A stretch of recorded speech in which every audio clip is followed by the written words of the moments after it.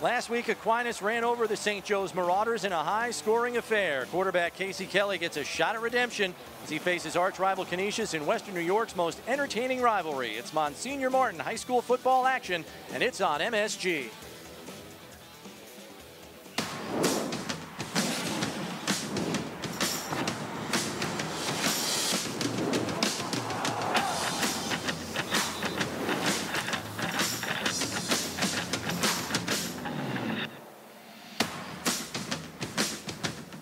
Dent Concussion Center proudly presents Monsignor Martin High School football on MSG as the Canisius Crusaders take on the St. Joe's Marauders here at New Era Field in Orchard Park, New York. Hello again, everybody. Chris Brown along with former Bills wide receiver Donald Jones as we bring you one of the best high school rivalries in Western New York and the country. USA Today, Donald, bills this as one of the nation's best high school rivalries. And you talk about it, the rivalry is so big, but what makes this game so special is the two student body sections. You have two offenses on the field that will put up a lot of points, and they will need these two student body sections as they will do their best to try to help and slow down these two offenses. These two offenses averaging 45 points per game or more. Canisius coming off a school record 78-point win over Timon last week. St. Joe's, meanwhile, put up 56 points in a game seen here on MSG last week, but it was in a losing effort. You can't fault quarterback Casey Kelly and that St. Joe's offense for trying to stage a comeback.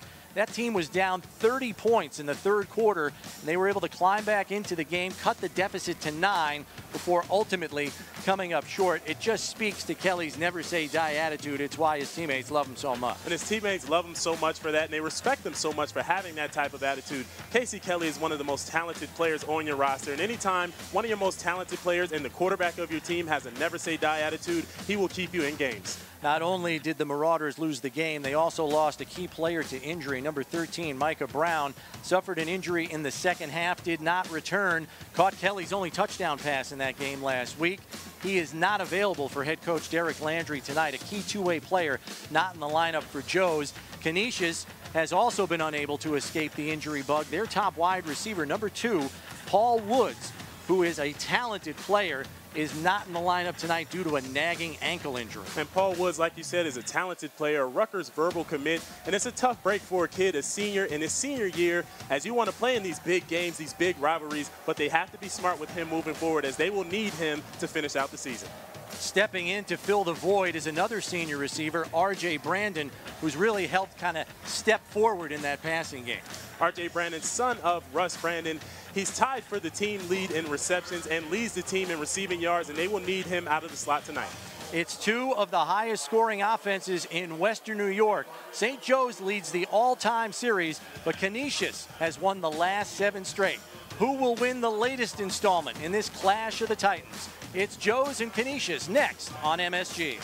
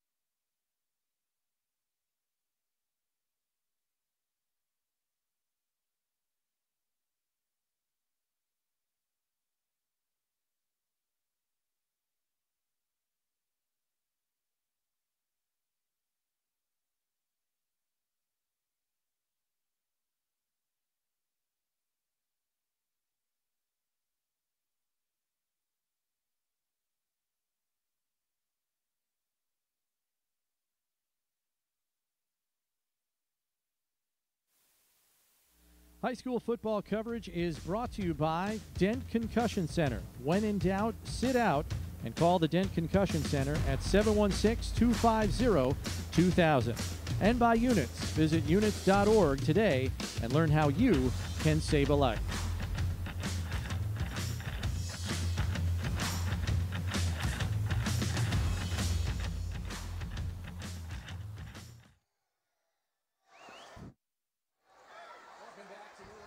Chris Brown along with Donald Jones here at New Era Field as we get set for the big-time rivalry in Monsignor Martin football here in Western New York. Canisius and St. Joe's both coming in with a record of 2-1. And the two student bodies in full throat here early, Donald. The two teams come out and they both erupted. Yeah, that's how I think this is how it's going to be the entire game. Two big student body sections, and when you go to high school games, these student body sections, they can get a little bit rowdy. At this time, we are going to throw it downstairs for our national anthem.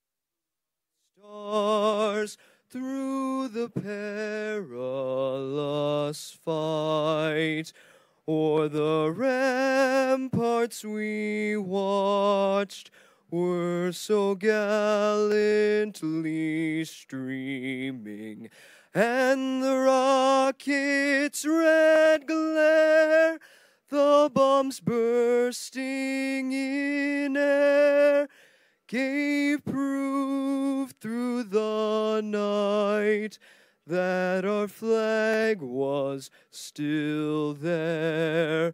Oh, say does that star-spangled banner yet wave o'er the land of the free and the home of the brave.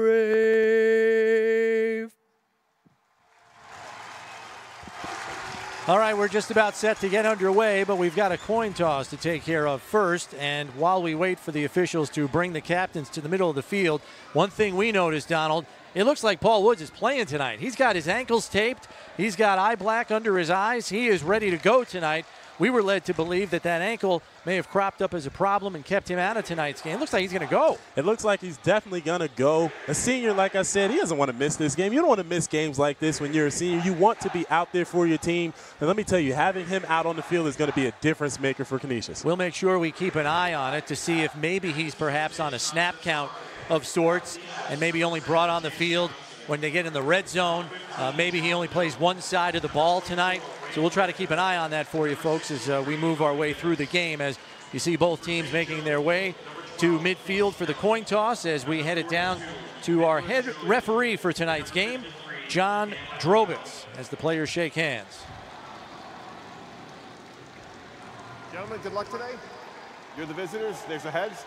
There's the tails. There's the tails. There's the heads. Call it before I flip it. If I drop it, we'll do it again. Tails. Tails is called. It's the heads. Your choice: kick, receive, defend, or defer to the second half. Canisius has won the toss. We'll defer.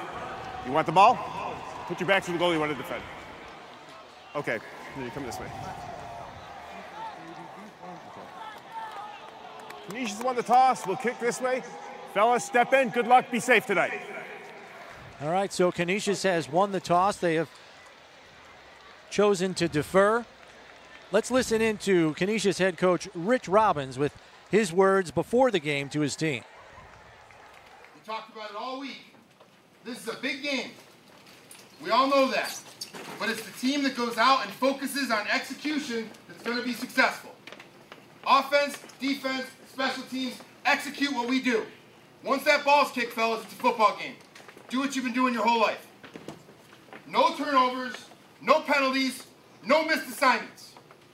Am I understood? Yes, sir. 48 minutes, guys. 48 minutes. I'm telling you right now, 20 years from now, 50 years from now, tonight is going to matter. You go out there and you make sure that it's a memory that lasts you a lifetime. Leave no doubt. Am I understood? Yes, sir. All up. Let's go. Hey, you're playing. Hey. Just a small peek, Donald, into the significance of this game for both sides. I mean, we only saw the Canisius locker room there. You have to believe the sentiment is much the same on the other side. And, you know, like he said, like Coach said right there, when you're playing in a big rivalry like this, 15, 20 years from now, you will definitely remember this. I remember every single rivalry that I had from when I was in high school, and that was a long time ago. So Ron McCarley back deep to return for St. Joe's.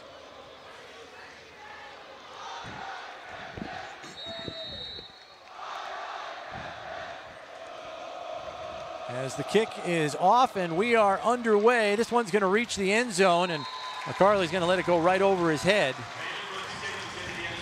So a touchback, and St. Joe's will set things up at their own 20-yard line. That is not something that you normally see in high school, a kicker that can put it out of the back of the end zone. But Vandenberg there kicked it all the way through. I actually saw him in the pregame make a 47-yarder, so we'll see how it plays out for him today. Casey Kelly, the quarterback, brings the offense out, 6'4", 220 pounds. And had a whale of an effort last week in a losing contest. As the offense steps up to the line and gets set to go against this Canisius 3-4 front. Snap, fakes the handoff, play action here on first down. They're going downtown. It's down the left sideline, just incomplete. St. Joe's comes out firing, a stark contrast from how they came out in last week's game as we take a look at the Marauders starting lineup on the offensive side of the ball. And across the front, it's Tyler Doty, Brown the left guard, along with Gross the right guard. Dable's in the pivot there with Gradolf the right tackle. There's Kelly, the quarterback, Fabian Livingston at the tailback position. Bowling and House are the wide receivers, along with Key Michael Clark, Nick Julian, the tight end. It'll be interesting to see if they can get House involved, as he was a big part of that comeback last week. 3 touchdowns in the second half. Inside handoff to Livingston, and not a whole lot there, but he does pick up 4. As we take a look at the Crusaders' defense, as we said, a 3-4 front for them. It's Shanley, Carell, and McGinnis, the men up front there, and then behind them, that linebacking core, Joel Nicholas, Luisos, Miranda, and Jameson. And then in the secondary, it's Boylan and Houston, the corners, Olison and Falk, the safeties. Looks like they're coming out in this veer type of offense again like last week. Yep, 3rd and 5. Kelly's going to keep it. He's got the first down and more, slides, or maybe he was tripped up there, but he does get the first down. So a fresh set of downs here for Joe's as they keep this drive alive. Yeah, he faked it to the fullback right there, and he just decided to keep it himself going off that left side and pick up the first down, and a good job of a slide by Casey Kelly. So 1st and 10 for Joe's at their own 34.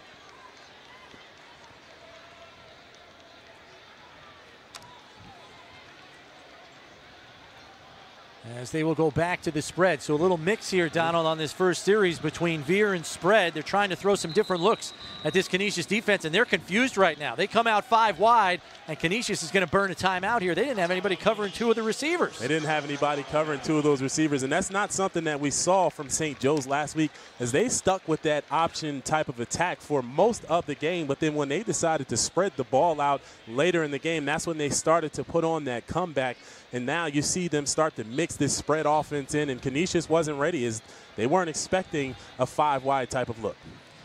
Always got something up your sleeve for the big rivalry game. You want to try to catch that opponent off guard if you can. Half the battle's trying to outsmart them. Yeah, it's always a chess match between the coaches.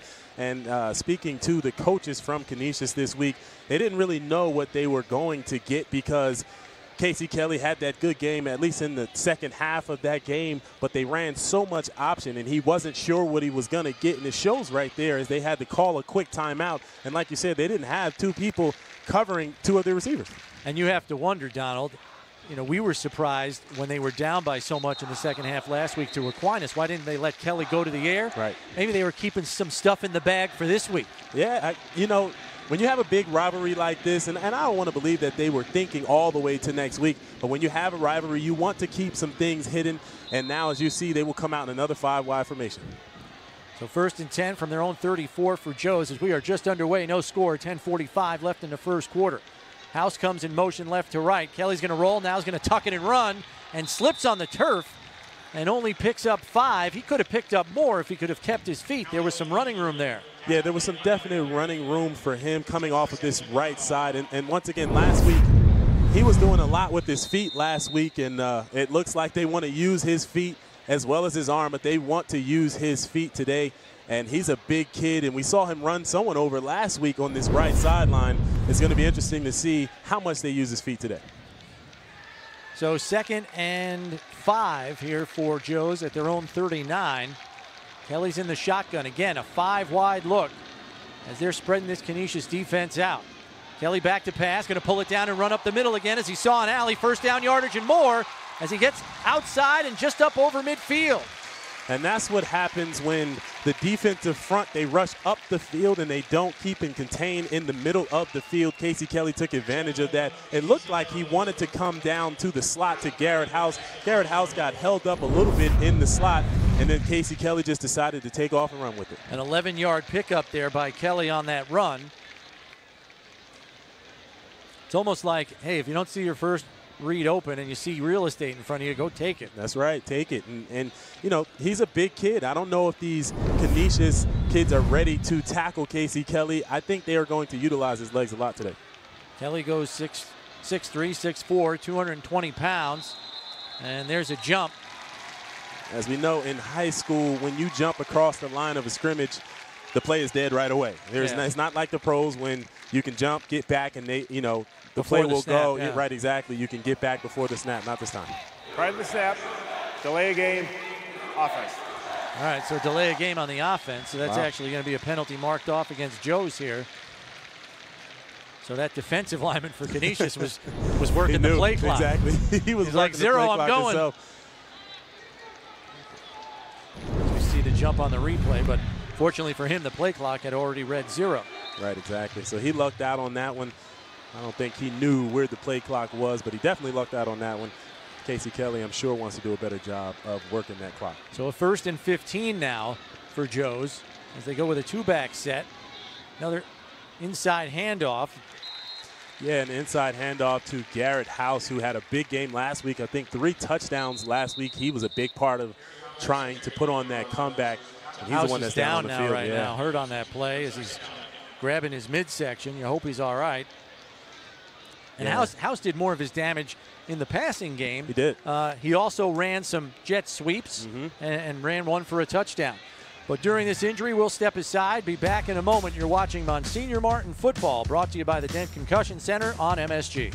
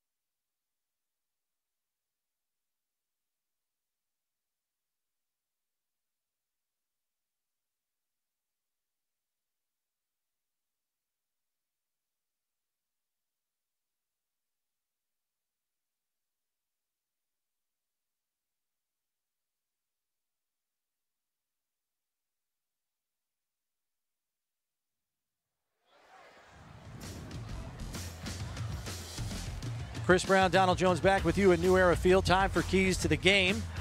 Brought to you by Dent Concussion Center. For Joe's, it's stop the run.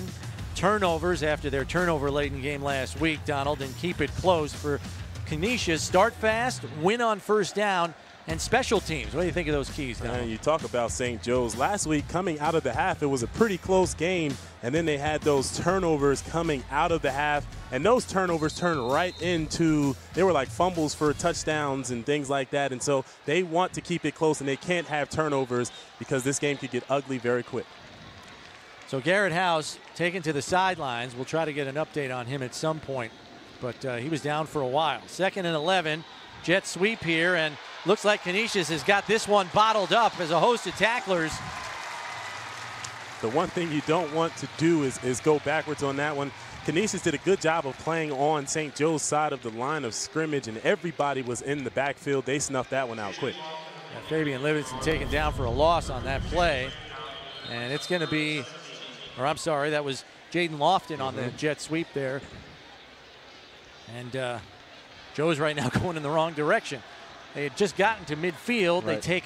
They take a delay of game penalty, and now the loss on this play.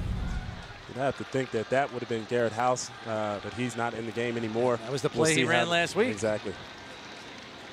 2 backs in the backfield, 2 receivers out wide. Kelly under center, drops back, fakes the handoff, rolling to his left. Doty trying to protect him there. Might get called for holding. Pass downfield, in and out of the hands of Julian, the tight end, as it goes incomplete, and there's a penalty indeed on Joe's here.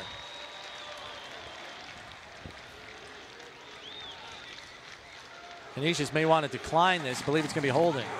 Holding on the offense. The penalty is declined. 4th down.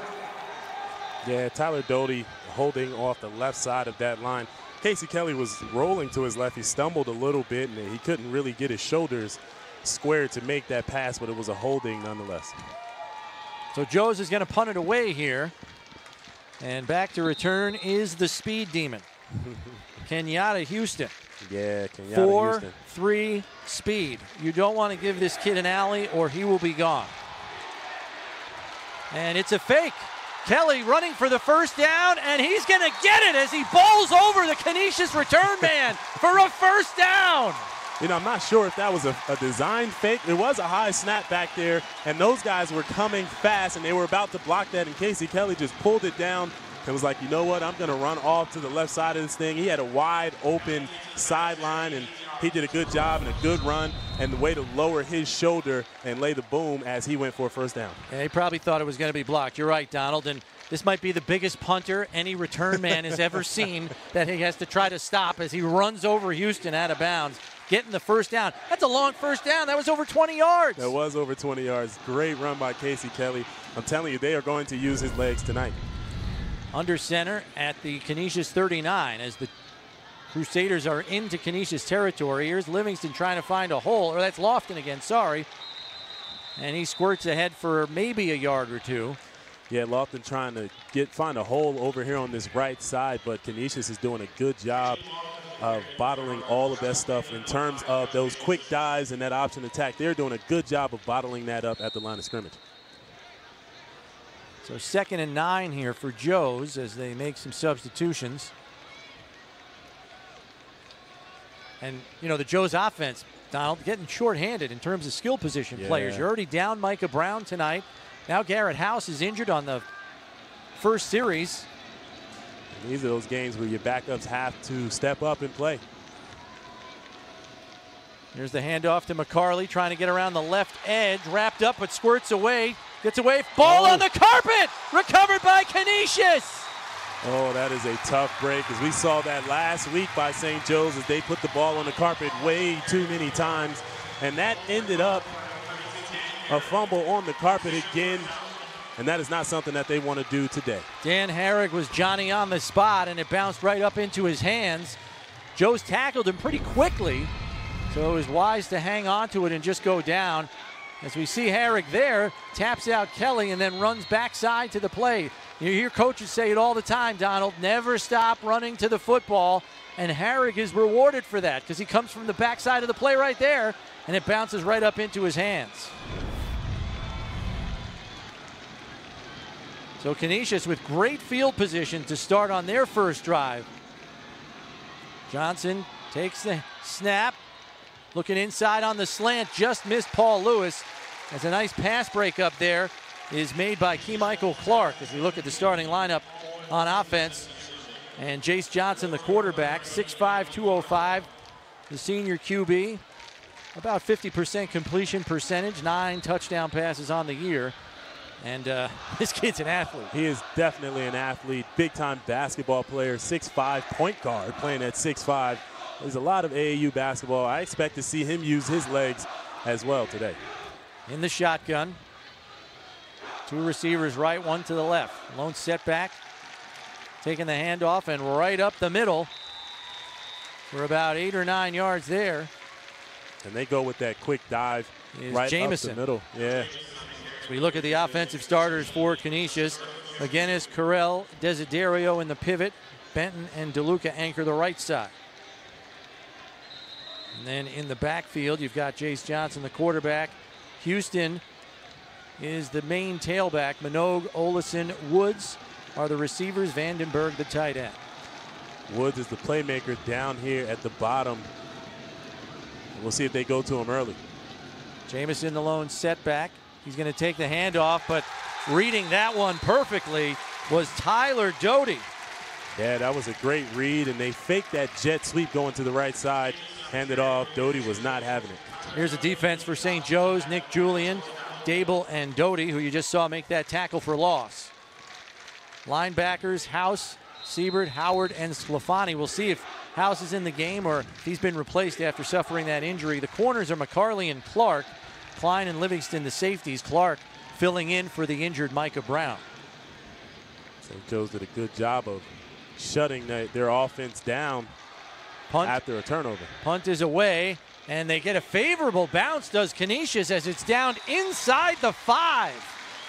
Man, you talk about a favorable bounce. That one bounced another 8 to 10 yards, and they end up downing it inside the 5. That is a good thing for Canisius. That is going to be a tough sledding right now for St. Joe's offense.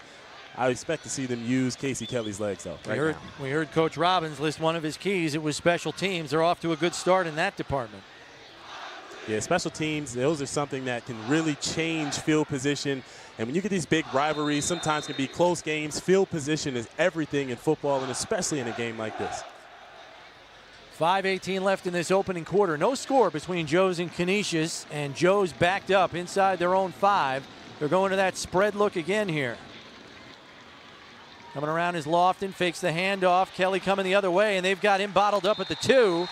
And forward progress is probably going to be marked out at the 3-yard line. It's not a safety.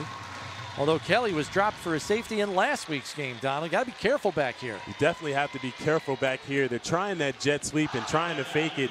But Canisius is doing a good job of playing good assignment football, not falling for too much action, play action in the backfield, and making sure that you always have 1, 2, 3, 4 people on Casey Kelly in the backfield. They're going to have to change some things up if they want to move this offense down the field. Lofton and Livingston in the backfield for Joe's. Kelly under center. 2 receivers to the right. Another inside handoff. Not a lot there. Although Livingston is able to at least fall forward on the play.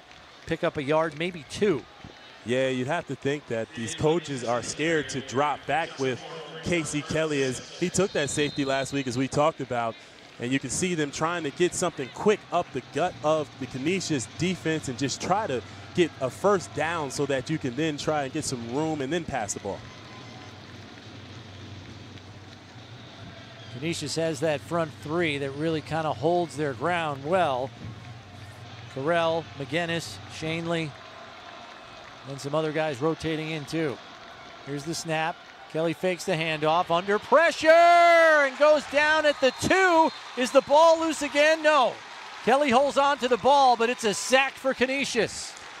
Like I just said, it's tough when you are backed up so far and so close to your own end zone. And I'd have to think that they are scared to really drop back and try to pass the ball, Canisius is doing a great job right now of playing on St. Joe's side of the line of scrimmage, as that one almost ended up in the safety. Jamison there, the first guy, and credited with the sack as he got around the edge. Jamison, the linebacker, as he comes off the outside there in the 3-4 like a pass rusher. So really backed up here. You need a good snap, or this could go for two. It is a good snap. Kelly gets it away. It's going to be great field position for Canisius, as coming back the other way is Minogue, and he's wrapped up. Good pursuit there by Joes, as Minogue goes nowhere on the return. But still, fantastic field position here for Canisius at the Joes 35. That was a great pursuit by St. Joe's. Usually when you get those low kicks and the kick returner can have so much room to make moves and go, they can make something happen right there. But they did a great job of covering in their lanes, coming down, making short tackles. Great play by St. Joe's. So if there is an advantage in this game, it's field position in favor of Canisius. Their first drive start came out at midfield. Now their second one's at the 35-yard line of St. Joe's. Short fields here. They've got to cash in. Wood split out wide left. One-on-one. Johnson in the shotgun. Woods comes in motion. They stack the formation there behind Minogue. Pressure. Johnson gets the ball off to Woods, and there he goes down the sideline. 10-5. Lowers his head in for a touchdown. That was a great play as he came down in motion. And any time you come down in motion, it can be confusing. And you can see the DBs back off a little bit, and he goes across the field on like a short under route. And a great job of Jace Johnson to wait for him to come open. As soon as he came open, he lobbed the ball over to him.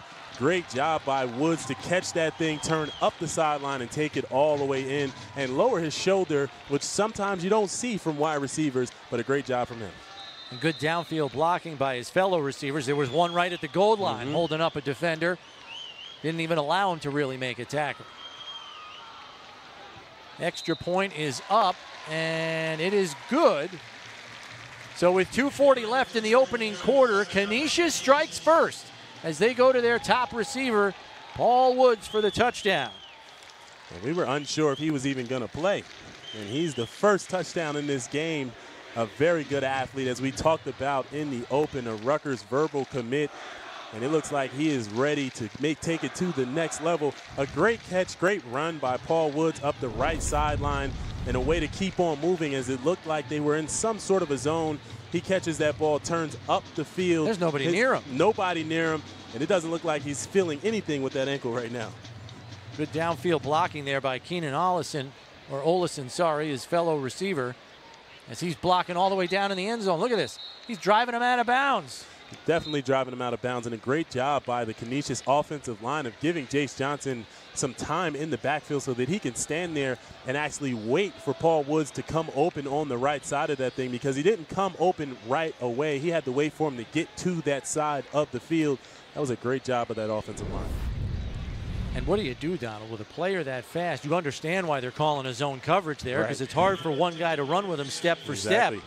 But he can't run that free underneath like that. You got to pass him off real fast. They did a good job of clearing things out on that side with the wide receivers, and he comes wide open. Kickoff by Canisius, as this one's going to sail into the end zone again, and McCarley's just going to take the touchback. Yeah, like I said, that's something you don't see too often.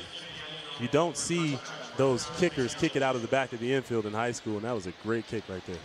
News 4 Sports is your home for high school football. Get more local highlights and coverage from Western New York's news leader. Let's see what the St. Joe's offense can do. I would think that they're going to stick to their option type of attack, and they want to get the ball in the hands of Casey Kelly, and that's on his arms and also with his feet. But it looks like they're going to spread it out a little bit here. I see one back in the backfield next to Casey Kelly. Let's see what they do here. First and 10, 4 wide, 1 back, and here comes Lofton in motion. Pass is low and incomplete, as it was intended for Key Michael Clark.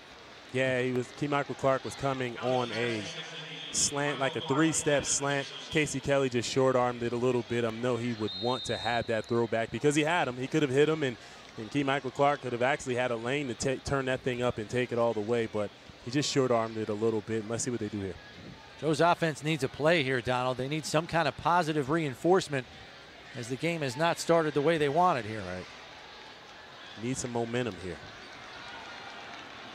Kelly in the shotgun on 2nd and 10.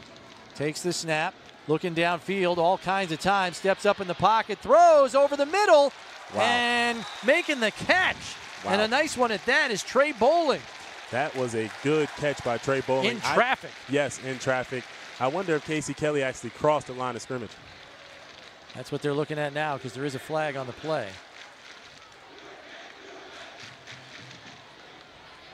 Of course, the Canisius crowd yelling, "You can't do that." I told you, these two crowds, they know the game, and they've got some, there's some snark out there.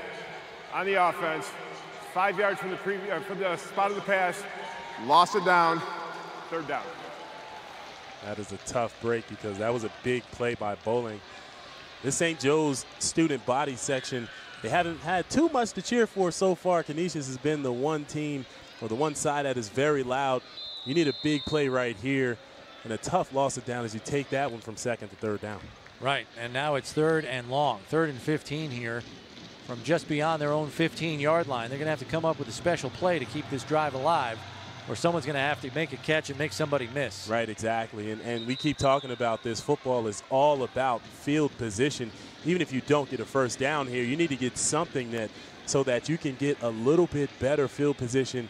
As if not, and they have to punt it out of here, you'd have to think Canisius is going to get great field position once again.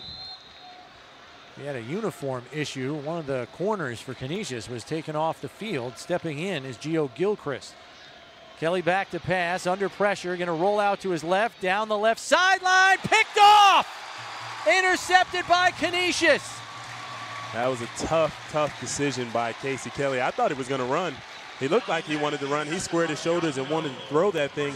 And it's so hard rolling to the left side and to square your shoulders and make a good throw. He really didn't have anything there. He threw it up for grabs, and it comes down with an interception by Canisius. John Minogue on the INT. As we see Kelly rolling out, and then he spots a receiver and lets fly. But the receiver, Michael Clark, was behind Minogue, who made the pick, who also plays on offense as a receiver. Minogue, known as one of the better student athletes on this roster. I mean, he, along with R.J. Brandon and a couple of other receivers, some of the smartest guys on this team. Chase Johnson looking deep on a post. Complete to R.J. Brandon. Is he in for a touchdown? No, down to the 1. Down to the 1.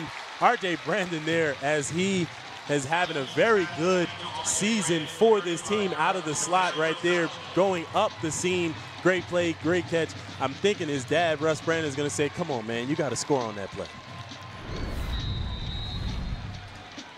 So he beats his man on the post pattern. And a good job by Chase Johnson to lead that thing out there. And a great catch by R.J. Brandon. Great play all around. Good time by the Canisius offensive line. Chase Johnson is standing back there with all sorts of time. And he's just looking at the entire field and making plays. 1st and goal for Canisius here. Here's the snap, inside handoff, and in for a touchdown is Joe Jamison. They went on that quick dive right up the gut of the St. Joe's defense, and that's really all you need to do on the 1-yard line. It's pretty easy to score down in there when you take that thing, and it's so fast. When that play happens so fast, they don't even know what just hit them. By the time they know what just hit them, the ball is in the end zone. So 2 great drive starts in terms of field position, and Canisius has cashed in twice. Extra point up and good as the Crusaders have sprinted out to an early 14-0 lead with just over a minute left here in the opening quarter. And as we talked about, St. Joe's does not want to let this thing get out of hand. They want to keep this thing close. This is a huge, huge drive for St. Joe's right here. They need to put some points on the board. And if they don't get points on the board, they at least need to flip the field position so that Canisius is back up a little bit. Canisius is getting the ball on their side of the 50 every single time. Yeah, and short fields make easy work for an offense, especially one as high-powered as Canisius. Right. And it's hard, Donald, not to think about Micah Brown, who is not in the lineup tonight for Joe's after suffering the injury last week.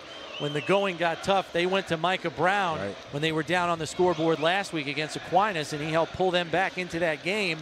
He is not available tonight. Somebody else has to step up, whether it's Michael Clark, whether it's Jaden Lofton, Fabian Livingston, Ron McCarley. Somebody's got to make a play for this St. Joe's offense. Somebody has to make a play for this St. Joe's offense. They also, right now, missing Garrett House, and he was a big part of that comeback as he had 3 touchdowns last week. So like you said, somebody has to step up, and it starts with Casey Kelly. And just like last week, Casey Kelly he will not let things go. He has that never die type of attitude. I expect to see him come out here, use his feet, use his arm, and get this team, this St. Joe's team, back into this game.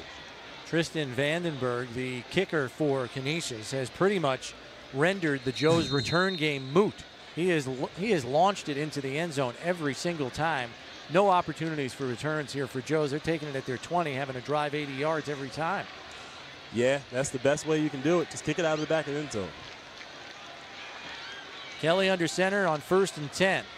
Handoff inside, and fighting for extra yardage there is Livingston.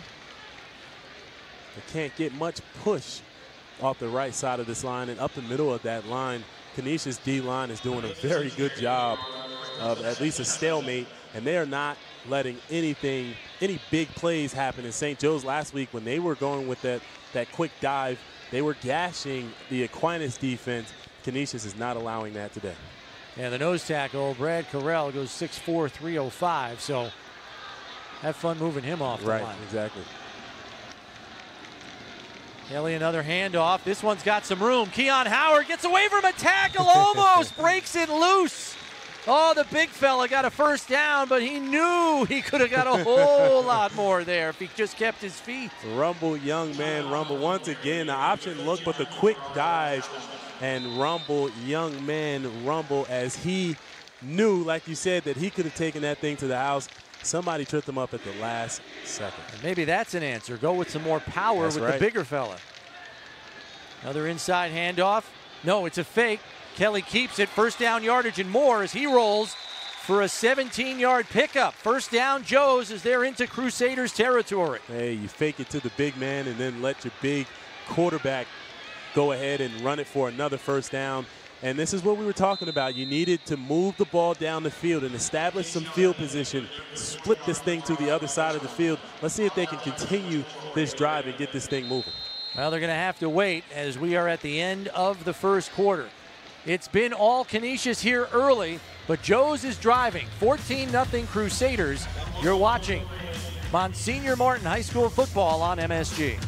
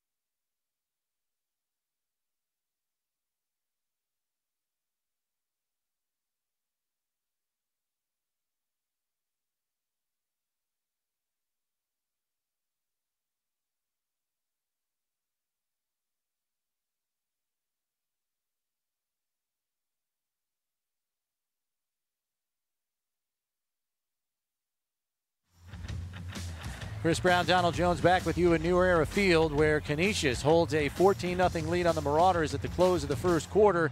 Take a look at the special teams units, brought to you by Units. Casey Kelly also doubles as the punter and kicker, in addition to be the quarterback. Cam Dable, your punt returner. Fabian Livingston, your kick returner.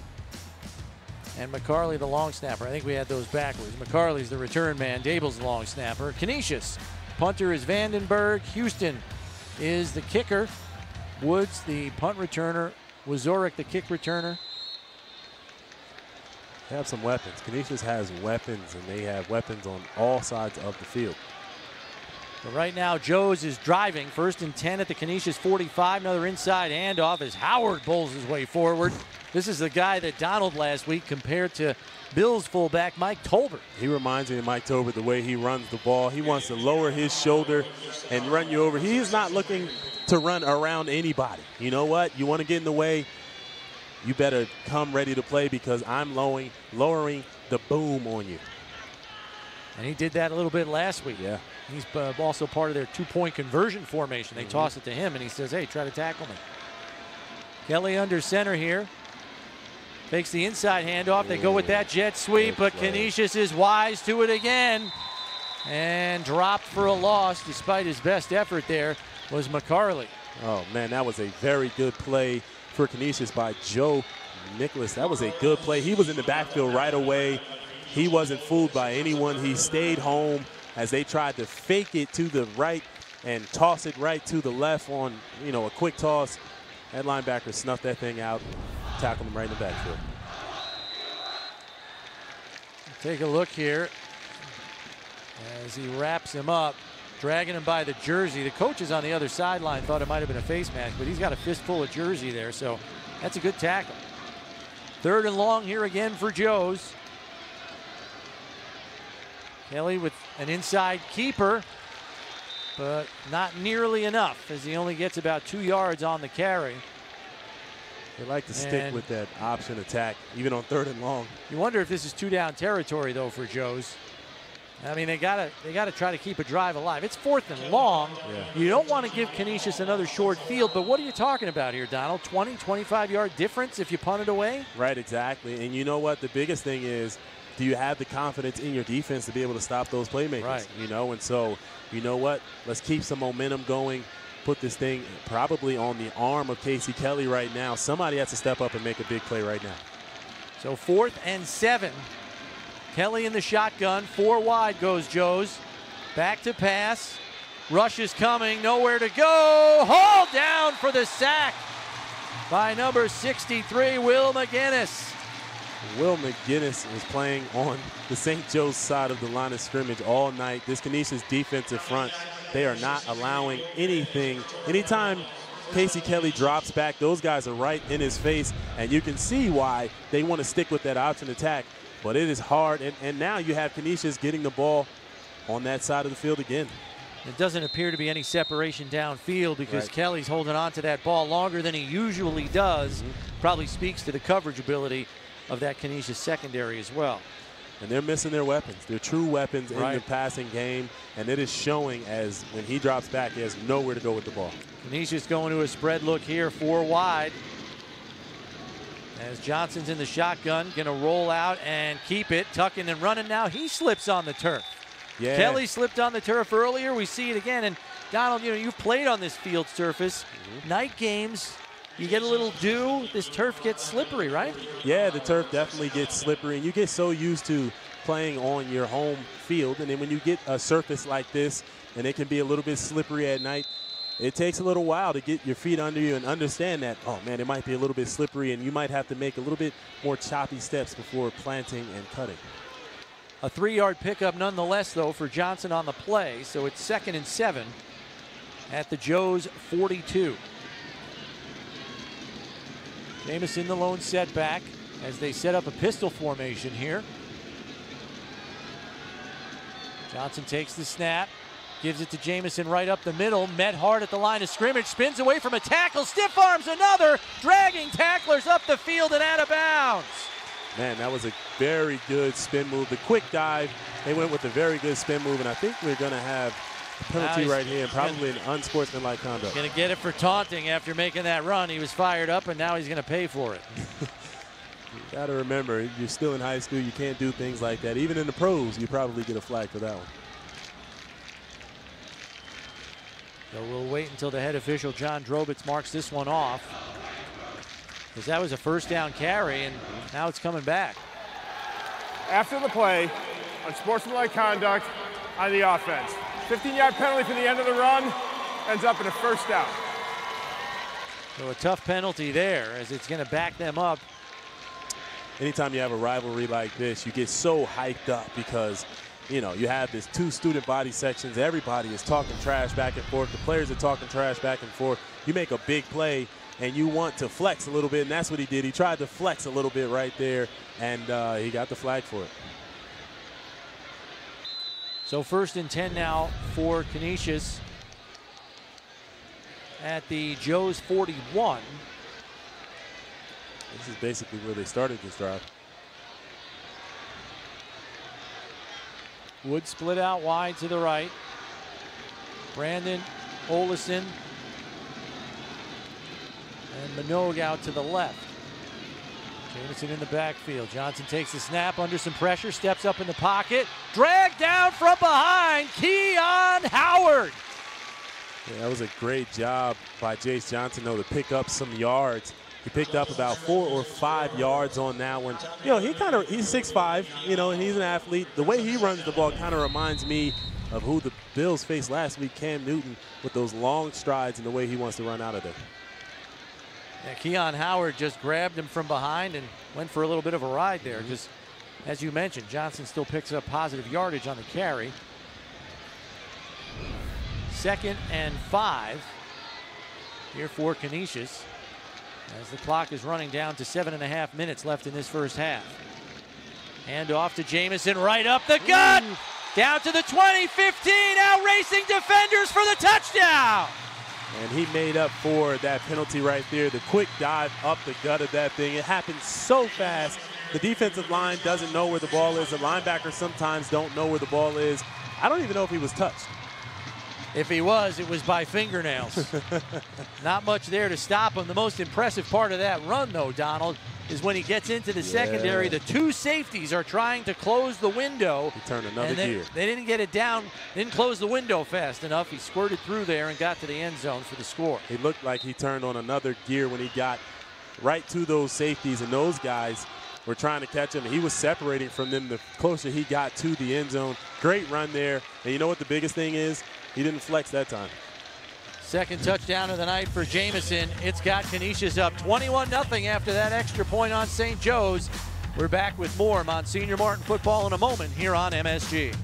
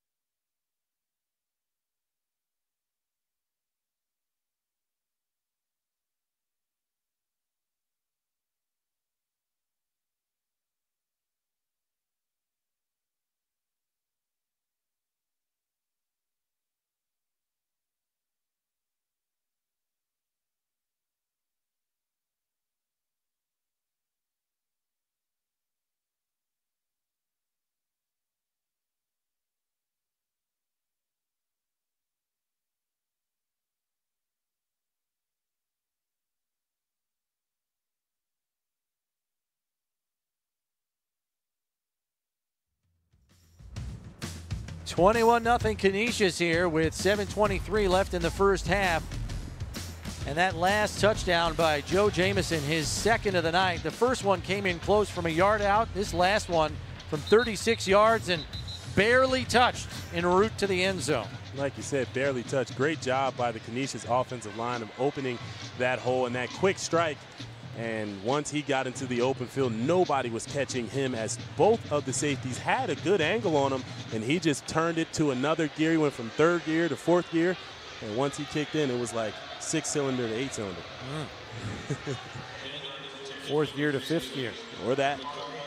K. Michael Clark and Ron McCarley back to return for Joe's. Vandenberg has put everyone through the back of the end zone thus far. 6'3", 220, one of your bigger kickers.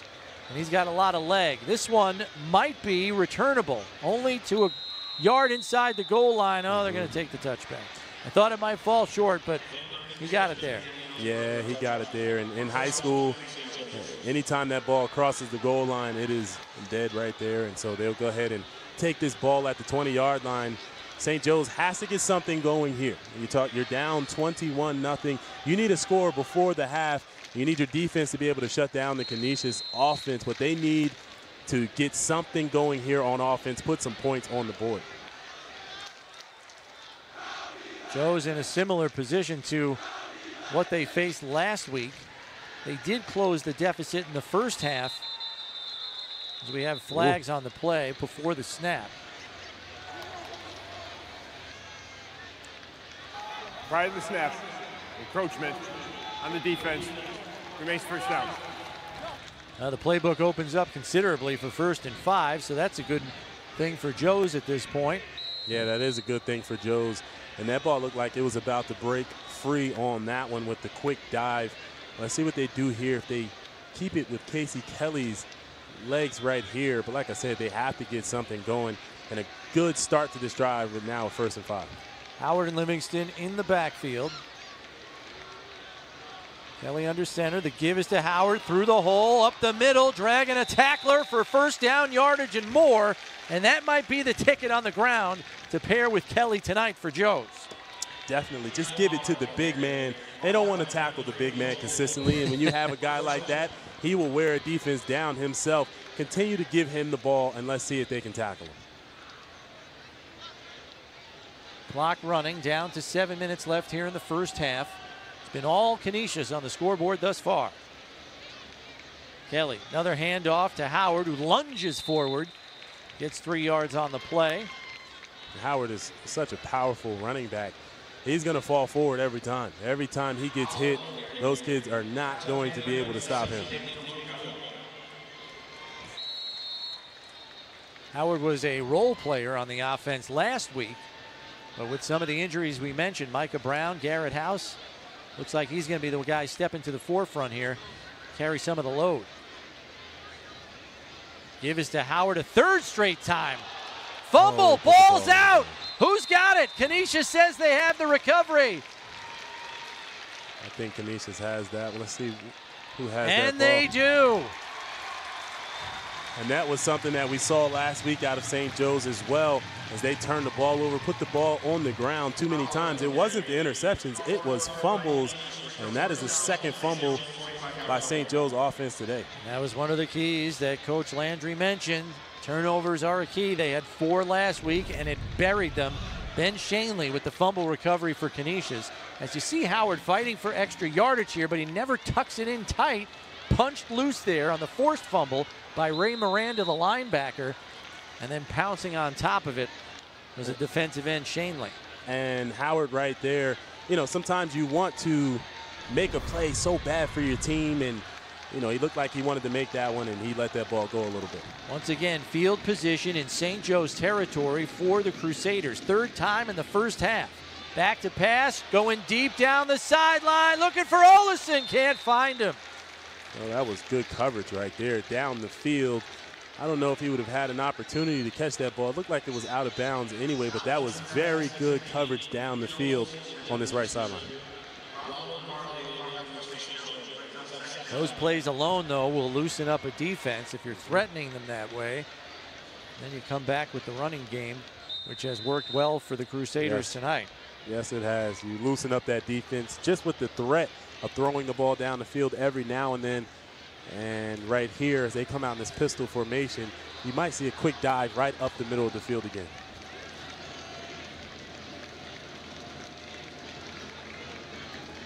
Going in motion is Minogue in the slot. The give is to Jamison, weaving his way through traffic. And a pickup of 7 on 2nd and 10. Very good job on that left side of that offensive line. Jamison is running hard as he is falling forward as well, picking up 6 yards on that run. And like I said, when you back the defense up, when you throw the ball deep, you run that quick dive or that quick halfback gut right there, and it will gash the defense.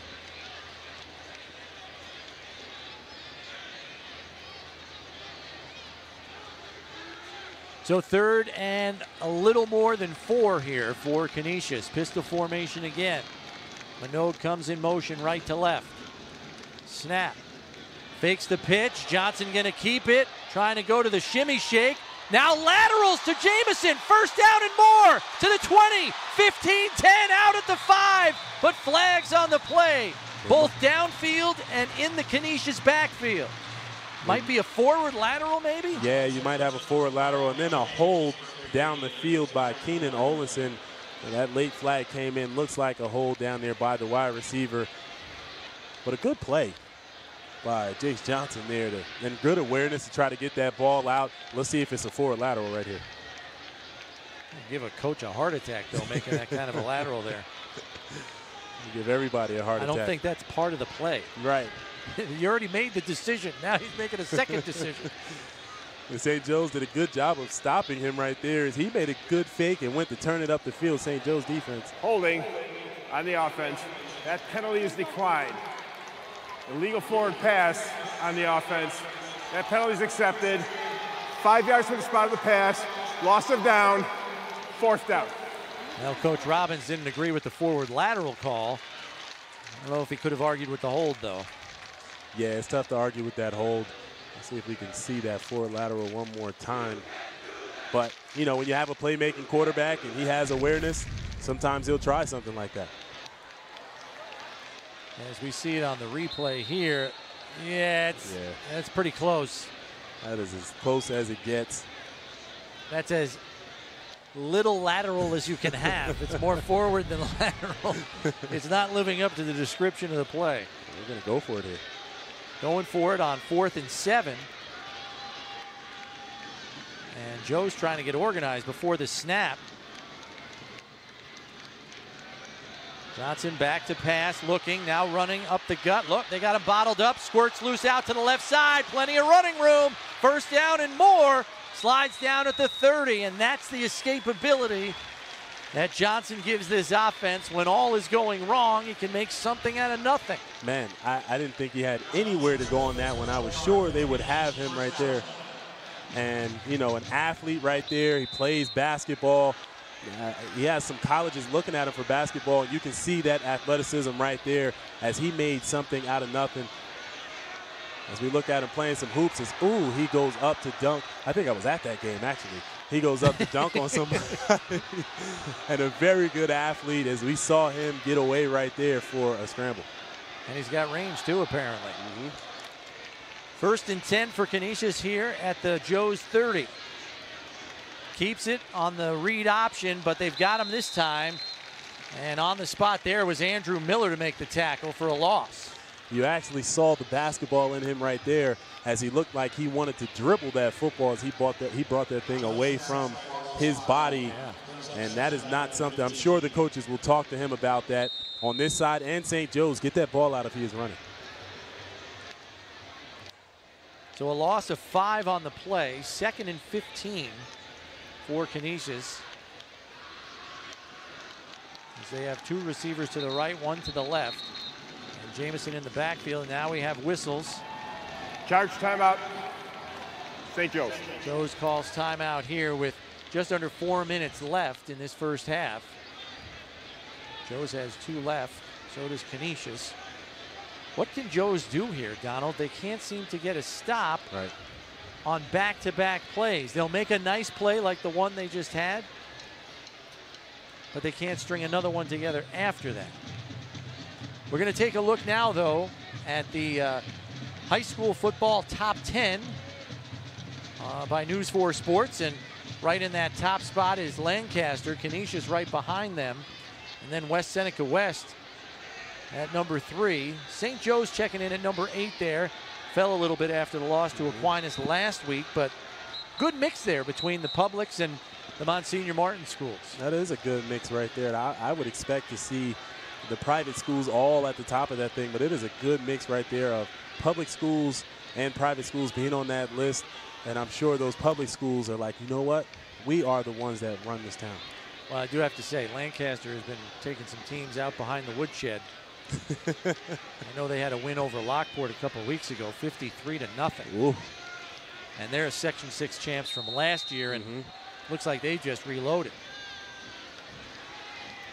Canisius in control here, though, with just under 4 minutes to play. A 2nd and 15 is what they're facing now. Joe's has a chance to get off the field if they can get 2 good plays here. Johnson back to pass, under some pressure, dumps it off for a screen to Jamison. But making a heads-up play there is Keon Howard, who has come to play tonight. Yeah, Keon Howard has definitely come to play tonight, and he's trying to make up for that fumble on St. Joe's last drive. A good play, way to sniff out that screen right there. As he didn't fall for anything. He was right there as soon as the running back caught that ball, and a good tackle to finish that play off. Howard playing middle linebacker right now for the injured Garrett House. He's stepping up. He's stepping up and trying to make plays for this offense and this defense, and a very good play. Way to sniff out that screen game. So it's 3rd and 16 now for Canisius. And they've isolated Woods on the right side here. Now Olison comes in motion. Pass out wide to Woods, gets away from one tackler, cutting across the field and running right into the safety, though, who drops him short of the first down marker, but you have to believe Canisius is going to go for it here on 4th and short. Pickup of 14 on the play. Yeah, it looks like they're going to go for it right here. And a great job by Paul Woods when he catches that hitch. He ran a short hitch, catches that thing, made one move, and got up the field. Timeout. Canisius. Nice tackle, though, made there by Keymichael Clark to slow him down. A good cut by Paul Woods and a way to get up the field right away. He probably wanted to plant his foot and go a little bit more north and south, but nonetheless, way to pick up those yards and get closer to the first down marker. It's going to be interesting here. During this timeout, let's take a look at the coach's file for Joe's head coach, Derek Landry. 2nd year with the program, 6-8 record as the head coach. 3rd year at the school. And, you know, still trying to build this program, I think, in his own image. You know, you're only 2nd year on the job. You're still trying to get everything lined up, get the players in those off-season programs together, building that cohesiveness. Takes time to get all of that lined up and, you know, moving like a well-oiled machine. Yeah, it does take time to get those things lined up. And I'm sure he's doing a very good job of, you know, he talked about it on our show, on the John Murphy show, of, you know, team bonding things and things like that. But it's hard to do and when you are down your key weapons. Yeah, tonight, and that is the case for them. 4th and short here. Johnson pitches to the right side, getting around the corner for first down yardage and more, but taking a monster hit on the play. It's Joel Nicholas who got the first down. Flag, though, comes in late. And it's holding on Canisius. So no first down for the Crusaders as they're going to get backed up again. Holding on the offense. Repeat 4th down. Hold there on this right side by the wide receiver there. And, you know, sometimes you get down the field and you can feel your cornerback start to fall off, and you know that the ball is coming towards you, and you grab on a little bit, and the ref is assigned right to you, and it's hard to miss that holding as it happens right in the open field. And you saw who brought the wood there at the end of the play, didn't you? Yeah. Keon Howard coming from the middle of the field. It's going sideline to sideline tonight. He's all over the place. So it's a 4th and 5 now for Canisius. They're going to go 4 wide again. Johnson back to pass, under some pressure, throws a dart over the middle of the woods, and caught from behind by McCarley, but not before he gets a first down. 1st and goal for the Crusaders. A nice slant route, a good job by Chase Johnson, though, to step up and step out to his right and make that throw to Paul Woods right there. And Paul Woods is showing why he is a Rutgers verbal commit as he catches that ball, turns up the field, and picks up positive yardage right there as he takes it down to the 10-yard, 9-yard line. So 1st and goal from the 9 for Canisius. 2 minutes left in this first half as Canisius is threatening to blow it open.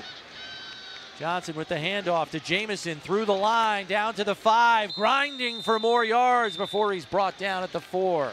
Jamison is running hard today as Fabian Livingston tried to come up and make that tackle, and Jamison lowered his shoulder and ran through that tackle. It took a couple of St. Joe's kids to take him down, but a great job of running hard by Jamison. Jamison, a well put together 5'10" and 175. Livingston goes 5'7", 150. It's not a battle you. and it's Jamison with a head of steam. Exactly. So that's a tough low man. You better be low man on that one. So 2nd and goal from the 4 for Canisius. They're going to spread the field again. You wonder if Johnson's just going to take off and look for space. But he has to call timeout to avoid a delay of game penalty as Canisius was laid out of the huddle. Canisius. It's the 3rd and final timeout of the half.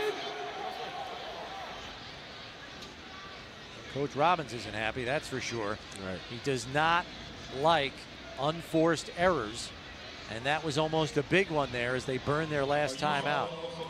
As we take a look at Coach Robbins' coach's file. Now in his 7th season as head coach.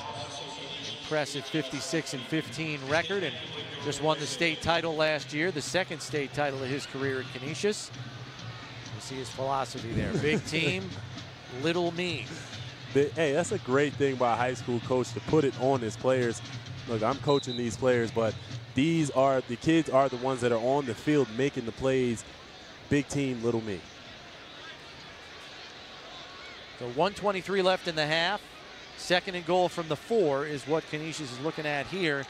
See if Joe's has a goal line stand in them here before the half is out. I expect to see a dive up the middle, quick strike dive by Jamison. Here's the snap. Give is to Nicholas, going out to the left side and taking him down behind the line of scrimmage. John Siebert. Yeah, it looked like they wanted to go up the middle. He didn't see it right there, decided to take it off to the left side, and St. Joe's defense was not having that as they played on Canisius' side of the ball. And a great job right there. 3rd down and goal right now from about the 12, 13-yard line. Let's see if St. Joe's can make a stop here. Canisius is out of timeouts. We got a running clock here on 3rd and goal from the 12. Well, now you see 48 why, Coach. seconds, 47. Yeah, you're right, Donald. I know what you're going to say. Now you know why he was so mad they burned their last timeout, because they didn't get the playoff in time. Johnson rolling out to his right, looking for somebody, tosses it underneath, fighting to the goal line, but stopped just short there is Minogue. Great job of Johnson waiting for his receiver, his tight end, to come open there and not deciding to take off and run that thing. Vandenberg, the kicker, who made the catch. And like I said, a great job of extending that play, waiting for his receiver to come open, and the receiver gets tackled at the 1-yard line. Charge timeout, St. Joe's. Oh, boy. St. Joe's charged with the timeout there on 4th and goal at the 1. You got to believe that Coach Landry wanted to let the clock run there, knowing Canisius couldn't stop it, right, but they just weren't organized there. Had to call timeout to get set to prevent the touchdown. And it's so tough because Canisius has so many weapons, and they don't want to allow a score here. And when you can't get things right and you don't feel like you're lined up the right way, you don't have the proper personnel on the field, you have to call a timeout right there.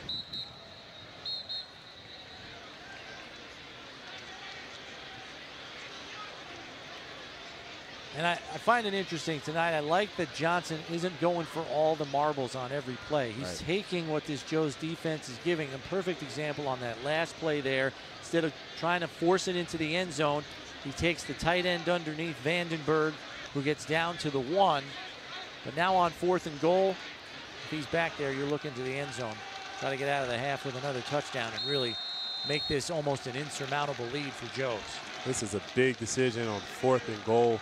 To go for it right here, can blow this thing wide open at the halftime. I formation for Canisius. Johnson under center. Olesen comes in motion left to right. It's going to be a sneak up the middle, and Johnson is over the goal line for a touchdown.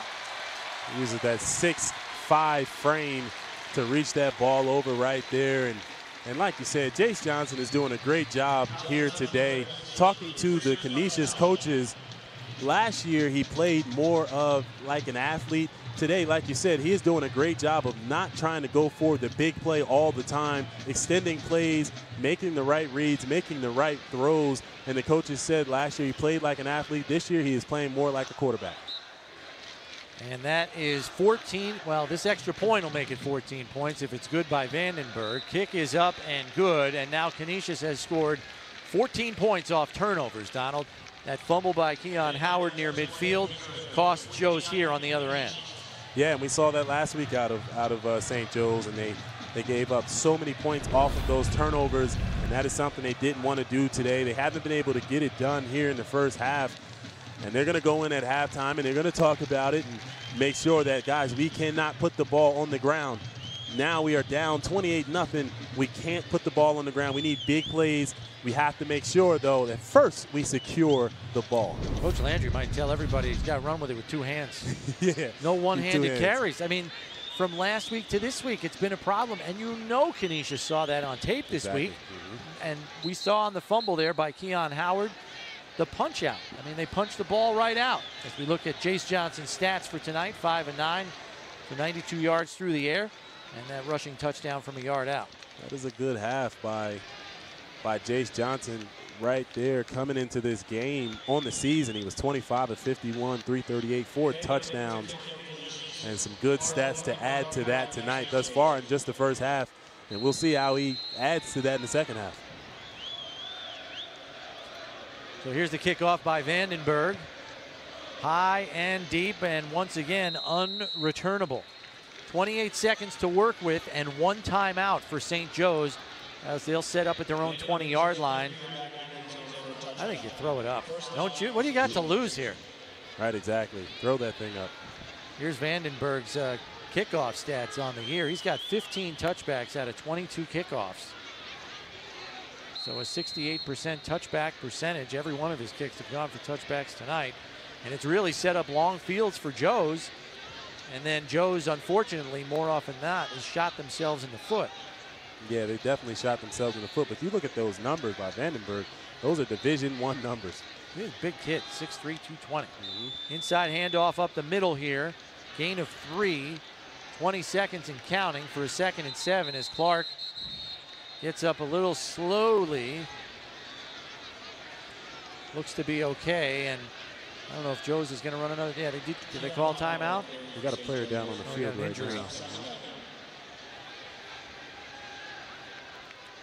an injury timeout here stops the clock with 18 seconds left in the half. It'll be a 2nd and 7 at their own 25 for Joe's. Well, you got extra time here. Dial up a trick play, hook and ladder. Let's get something going, right? Yeah, you want to get something going.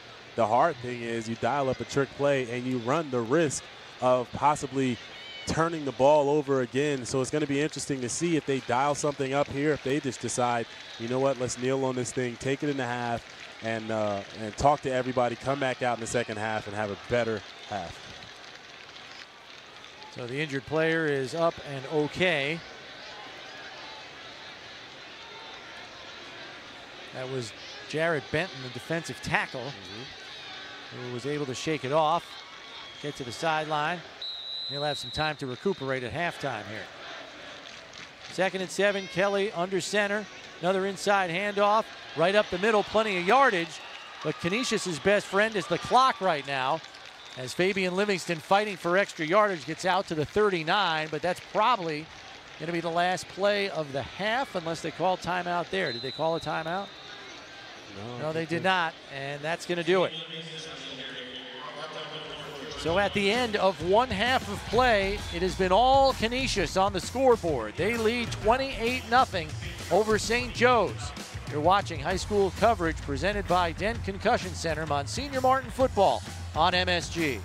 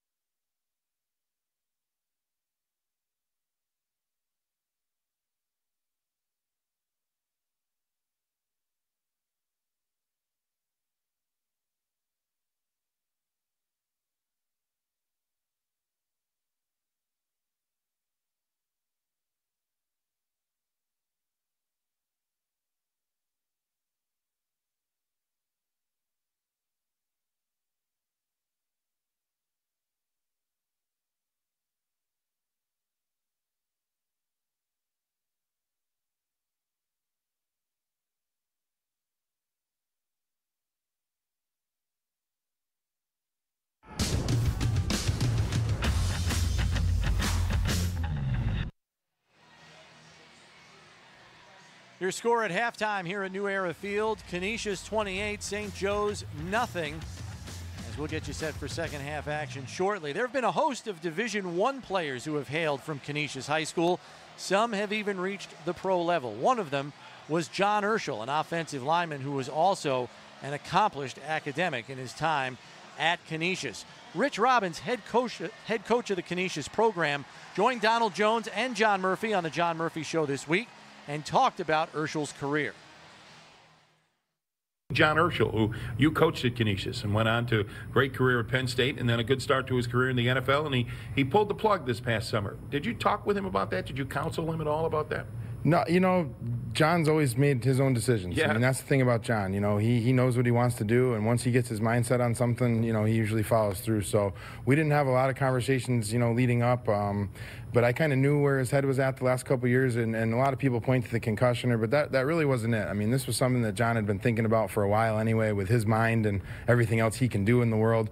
And, you know, he's getting married, and he's having a kid, and it's just, you know, he's getting to a different point in his life, and I know he was really excited about getting to MIT and, you know, really getting into the math stuff full time. Where do you think his future will be? Will it be as a university professor? Or anywhere he wants, John. Yeah. I mean, that's the thing with him. I mean, he's just an amazing human being. So whatever he wants to do when he gets done at MIT, and he just really enjoys that high level math. So there's really a few things in the world that are options for him, and you know, he can do whatever he wants. What's it like to have a guy like him? Well, he will come back and maybe speak to the team and things like that. When you have a player like that who most high school kids dream of playing in the NFL. He got there, and then he decided on his own terms that he wanted to walk away. What's it like to have somebody like that come back and talk to your team? No, and it's a great message. I mean, at Canisius, our guys are very academically challenged as well. So, you know, the athletic and academic rigor those guys go through is tough. So I think it's great for them to see somebody like John, who, you know, was Mr. Canisius, which is like our top guy every year at the school back in 2009, and did everything the right way. You know, you can't find anybody that has a bad thing to say about John. Teachers, coaches, anybody. So I think it's that, you know, kind of being a true Renaissance man and kind of taking care of all areas of your life is really what John can speak to with these young fellas. Coach Rich Robbins That was Coach Rich Robbins on the John Murphy Show, which airs weekly, Monday to Friday on MSG here, 12 to 3, along with Donald Jones. And Donald, I think the most interesting thing that comes out of that is a lot of these high school kids dream of playing at the next level in college or even the NFL like John Urschel did. Yeah. But here's a guy that found something even more important than a professional playing career. I mean, that speaks volumes, for an academic school like Canisius. And like I had a chance to ask him in that interview, it is huge to have a guy who plays in the NFL. I remember my time in high school, I didn't have anybody who played in the NFL come back and talk to me when I was in high school too. So to have a guy like that come back and speak to your team is a big thing. But then when you have a guy like that who decides to step away because he has a bigger purpose in life, it is a great thing for your team because so many of your kids dream of playing in the NFL, and that's really all they think about. But there's so much more to life than just football. You can catch Donald Jones along with John Murphy here on MSG on the John Murphy Show, airing Monday to Friday from noon to 3. Donald and I will be back with some first half highlights. We got news for you. It's been all Canisius so far. 28-0 over St. Joe's. We'll see if the Marauders have a big second half in them. Coming up next here on MSG.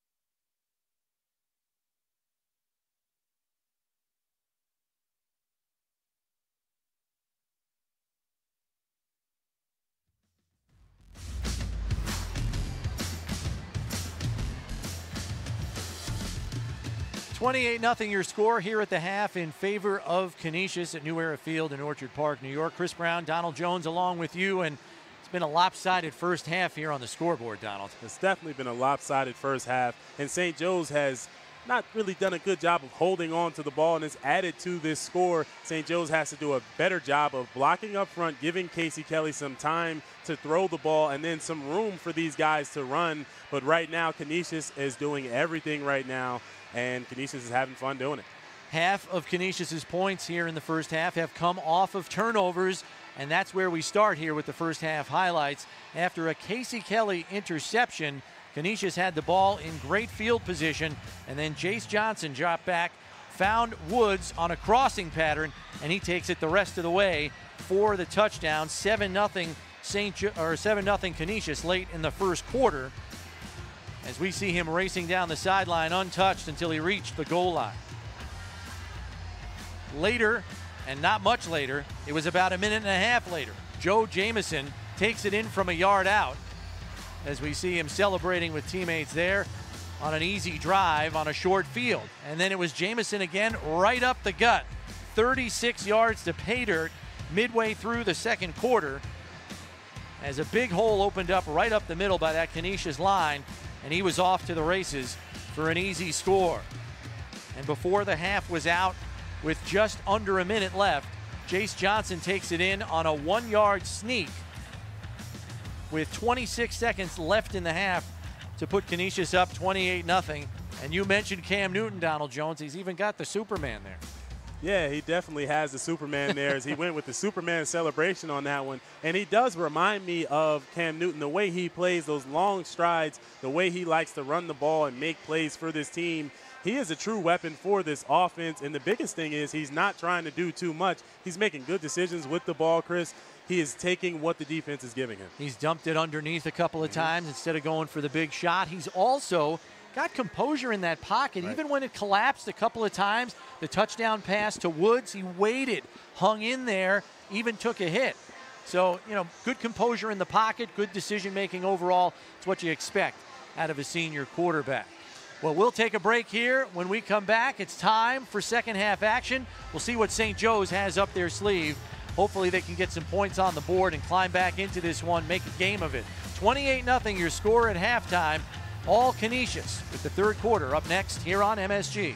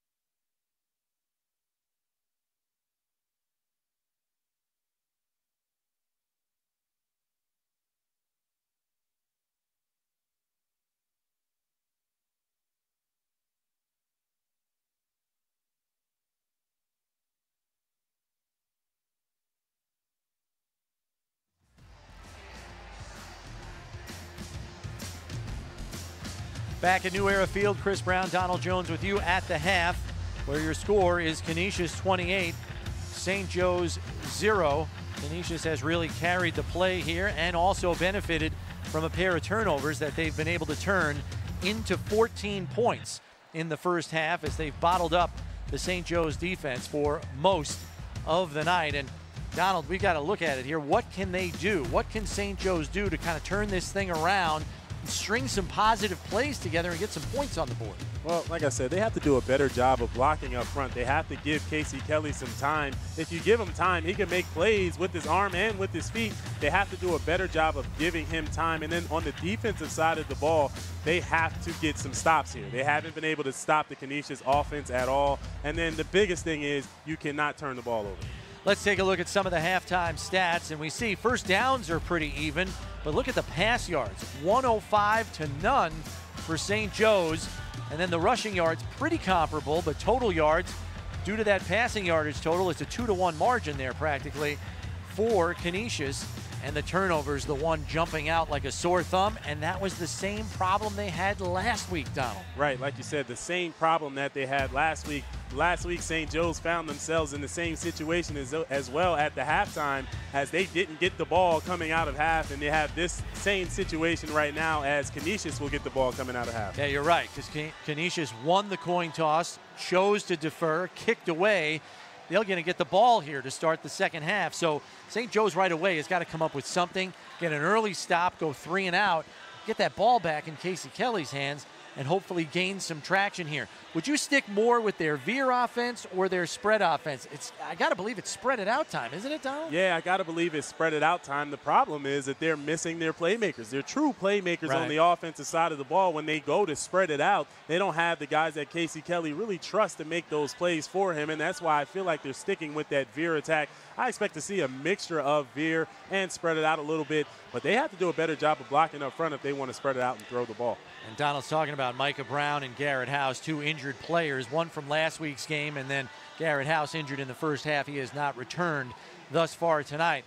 We can take a look at the Western New York poll provided by News 4 Sports. News 4 Sports, your home for high school football. Get more local highlights and coverage from Western New York's news leader. And we see Canisius and St. Joe's there, both in the top 10, but a couple of those public schools mixing in there. Yeah, they're trying to get in the mix there, and they're trying to make sure that everybody knows who we are. And you talked about Lancaster as Lancaster hung, what was it, 53? On Lockport a couple of weeks ago. Yeah, so it's Beat a good thing. Orchard Park last week. Yeah, it's a good thing when you have public schools right in the mix with the private schools. That means that, there's not much of a difference in the talent here, and everybody is having good games. South Park coming off a big season last year. They're in the mix too, right in the middle of the pack. And you see West Seneca West with a quarterback transfer who came from Timon. Is benefiting from that. They're number 3 in the polls. That's the highest they've been in a long time. So it's a nice early battle here in the top 10 as, we've got a nice mix of public and private schools. So we'll get set for second half action here momentarily as we have Dion Dawkins' high school memory. The Bills' offensive tackle, the rookie, who's going to start on Sunday in place of Cordy Glenn. He talked about what his best high school football memory was. Dion Dawkins here. When I think of high school ball, what comes first to me is the guy who I look up to in the football world and as a regular man. His name is Antonio Garay, and he was a Rahway guy. And from playing high school ball on Friday nights and stuff like that, Saturdays, it just taught me how to push and continue to grow. And also I met my best friends playing high school ball, and specifically we pushed each other to be in a position to be higher. So those guys just continue to drive me, and my high school friends are definitely my number one, high school experience. Not surprising at all, Donald. If there's one thing you remember from high school football, is it hanging with the guys? It's the guys, right? It's the guys you're in the locker room with. It's definitely hanging with the guys, and I think I should let this be known. Dion Dawkins from New Jersey, high school football right there. I had to say that. But, yeah, you always remember the guys in the locker room, and that's really all levels. But games like this, these big rivalry games, are things that, if Canisius goes on to blow out St. Joe's, they will always remember. You remember our senior year when we went on to blow out St. Joe's, things like that you never forget. And Canisius has won the last 7 in a row in this series, threatening to make it 8 here. We'll see if St. Joe's has a second half to remember coming up next. It's Monsignor High School football presented by the Dent Concussion Center as we have a 28-0 score. We're getting close to second half action as you see the two teams huddling up down on the field. And there's Casey Kelly trying to fire up his teammates right now. They know they got to come out, get a stop, and get the ball back because Canisius is getting the possession here to start the second half after winning the coin toss and electing to defer. As we get both teams making their way out to the field now. As we're just about set to get this second half underway. St. Joe's needs to come up with a big stop right here. I'd have to believe that Canisius is going to use Jace Johnson's legs and also hand the ball off to Jamison, as he's had a very good game. St. Joe's needs to do a lot better, especially up the middle of their defense, of shutting down that run game. And then they have to do a much better job of corralling Jace Johnson in the backfield and making some big plays, making some sacks on him. They're going to have to cause some turnovers here on defense. They need to get the ball back. They're down 28-0 coming out here. Turnovers will help them out, and that's what they're going to need right here if they want to get back into this game. So we'll see what St. Joe's has up their sleeve for the second half. They know they've got to score quickly and climb back into this game, get their fans into the game. You got some eager fans here ready to stand up and cheer for something. They haven't sat down the whole game. They've been on their feet down there. Yeah, they've definitely been on their feet the entire game, but they haven't really had anything to cheer about. Canisius fan base over here, 2 hour left, has really been the only fan base that you can hear the entire game. Their fans and their band is live right now. St. Joe's needs to get some things going so that their fan base can get back into this thing. So Casey Kelly will be the one doing the honors here on the kickoff. We got Paul Woods back Olison. And Olison back. The two weapons for Canisius. Even if it's a short kick, you got Jamison as an up man right there. If they kick it to him, he can also take it to the house. Kick is up and away, and it goes to Olesen. Takes it at the 15, cuts to his right, has Woods, a blocker in front of him. Out to the wide side, 35-40, out to the 45 before he's forced out of bounds at the 48-yard line. And the second half starts much like the first half for the Canisius offense. Fantastic field position. Yeah, fantastic field position, and you could tell Casey Kelly wanted to kick that thing to the right and try to keep it away from Paul Woods. He kicks it to Olesen, and, you know, they didn't maintain their lanes running down the field. The kickoff team of St. Joe's, he takes that thing like he's going to go up the middle and then takes it to the right side, and when you're not in your lanes on kickoff, that's what happened. And here we go with the ball with great field position for Canisius. 1st and 10 at their own 48. And Canisius right back in that pistol formation that they were using in the second quarter. As Johnson awaits the snap, takes it, drops back, looking to throw, looking to go deep down the middle. Wide open is Brandon. 10, 5, touchdown! A one-play scoring drive.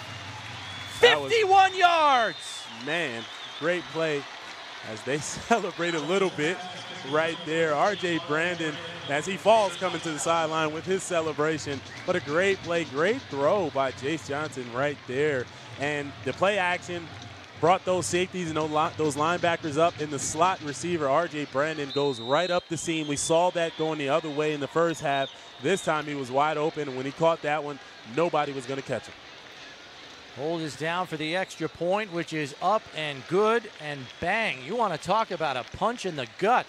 Canisius, a one-play, 52-yard scoring drive on the touchdown pass from Johnson to Brandon.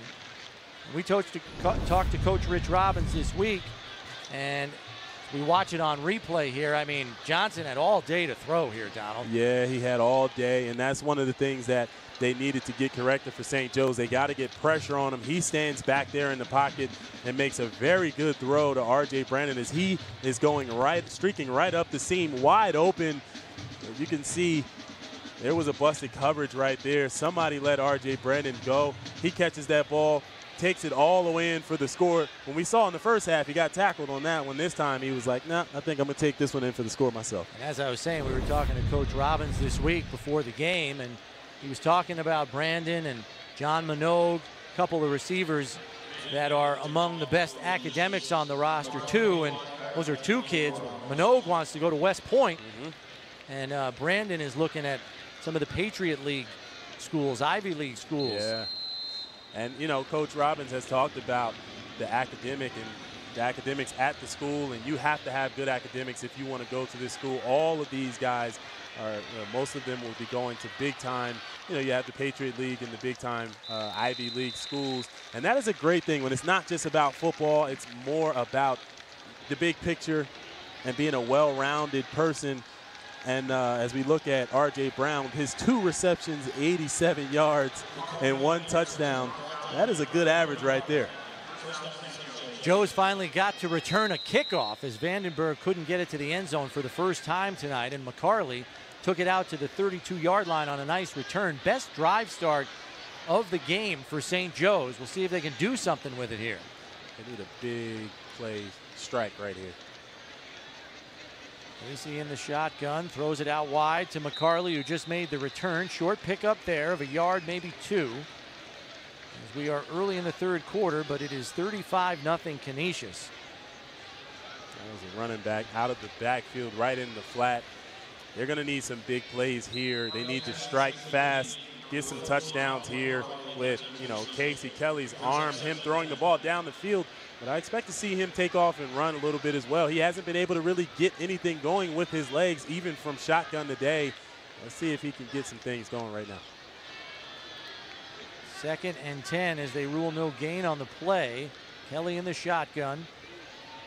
McCarley coming right to left. Kelly tucks it, gonna run, grinding out yards, has a first down, pulling tacklers with him to the 46-yard line. As I was just saying, they haven't really been able to get Casey Kelly going with his legs or with his arm. Right there, he takes off and runs it. And we have the big boy coming back into this thing. And let's see if they go back to more of that option veer type of look right here, and they hand it off to the big boy up the middle. Keon Howard in the backfield.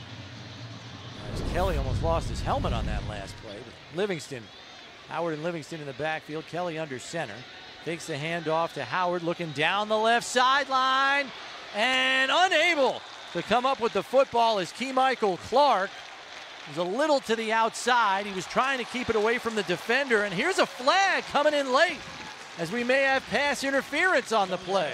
I think this is a late flag. You might get a taunting call on this one as he stood over him, and Coach Robbins is going to have to do a good job of talking to his players. Let's see what that is, but that might be a taunting call. Yep, unsportsmanlike conduct on Canisius. And up 30, I mean, any coach will tell you there's no place for that anywhere. After the play, a sportsmanlike foul on the defense, 15 yards from the previous spot, first down. But up 35-0 is, you certainly don't have an excuse for it. You know, and you'll see it was great coverage by him, but he stands up and he does the wrong things as he stands over him and decides to celebrate. And the coach did a good job of pulling him out of the game and letting him know we don't allow that type of stuff here. That's Journey Boylan, the corner. So St. Joe's 1st and 10 at the Canisius 39. Kelly back to pass, looking deep down the right side. He's got a receiver there, and in and out of the hands, incomplete. Man, he had him beat too. You know, those are the plays that he wants to make if you want to help your team get back into this thing. But it looks like they are standing back there, and Casey Kelly is going to throw the ball. We're going to still see him run and use his legs out of this shotgun type of formation, but they have to throw it to get back in this thing. He had his man beat, just wasn't able to come down with the catch. Trey Bowling, the intended receiver on the play, as it went right through his hands. I thought he got a hand on it, but it looked like it went right through. Yeah. Nice play by the defensive back there. That was Gio Gilchrist, the safety, whose hand may have distracted him just enough to keep him from pulling the ball in. McCarley going out to the right side on a jet sweep, first down. So St. Joe's will move the sticks again, converting on a 2nd and 10. That was some good blocking off the right side of that thing by the wide receivers. And that was what allowed them to spring that thing, and some great running right there. But like I said, good blocking off to the right side of that offensive line and by the wide receivers. 1st and 10 for Joe's at the Canisius 26, as this is the deepest that Joe's has been in Canisius territory. McCarley comes in motion again and may have some movement up on the line. Charge, timeout. That's timeout. Canisius. Maybe he didn't like something right there. But right now, St. Joe's is doing a good job of moving the ball down the field, taking what the defense gives them. And Casey Kelly is doing a good job with his arm and, you know, mixing it up with those jet sweeps. They're running the ball off the right side of the offensive line. Some good blocking up front, some good blocking outside by the wide receivers and by the tight end, Nicholas Julian, which allows to help out to spring those runs.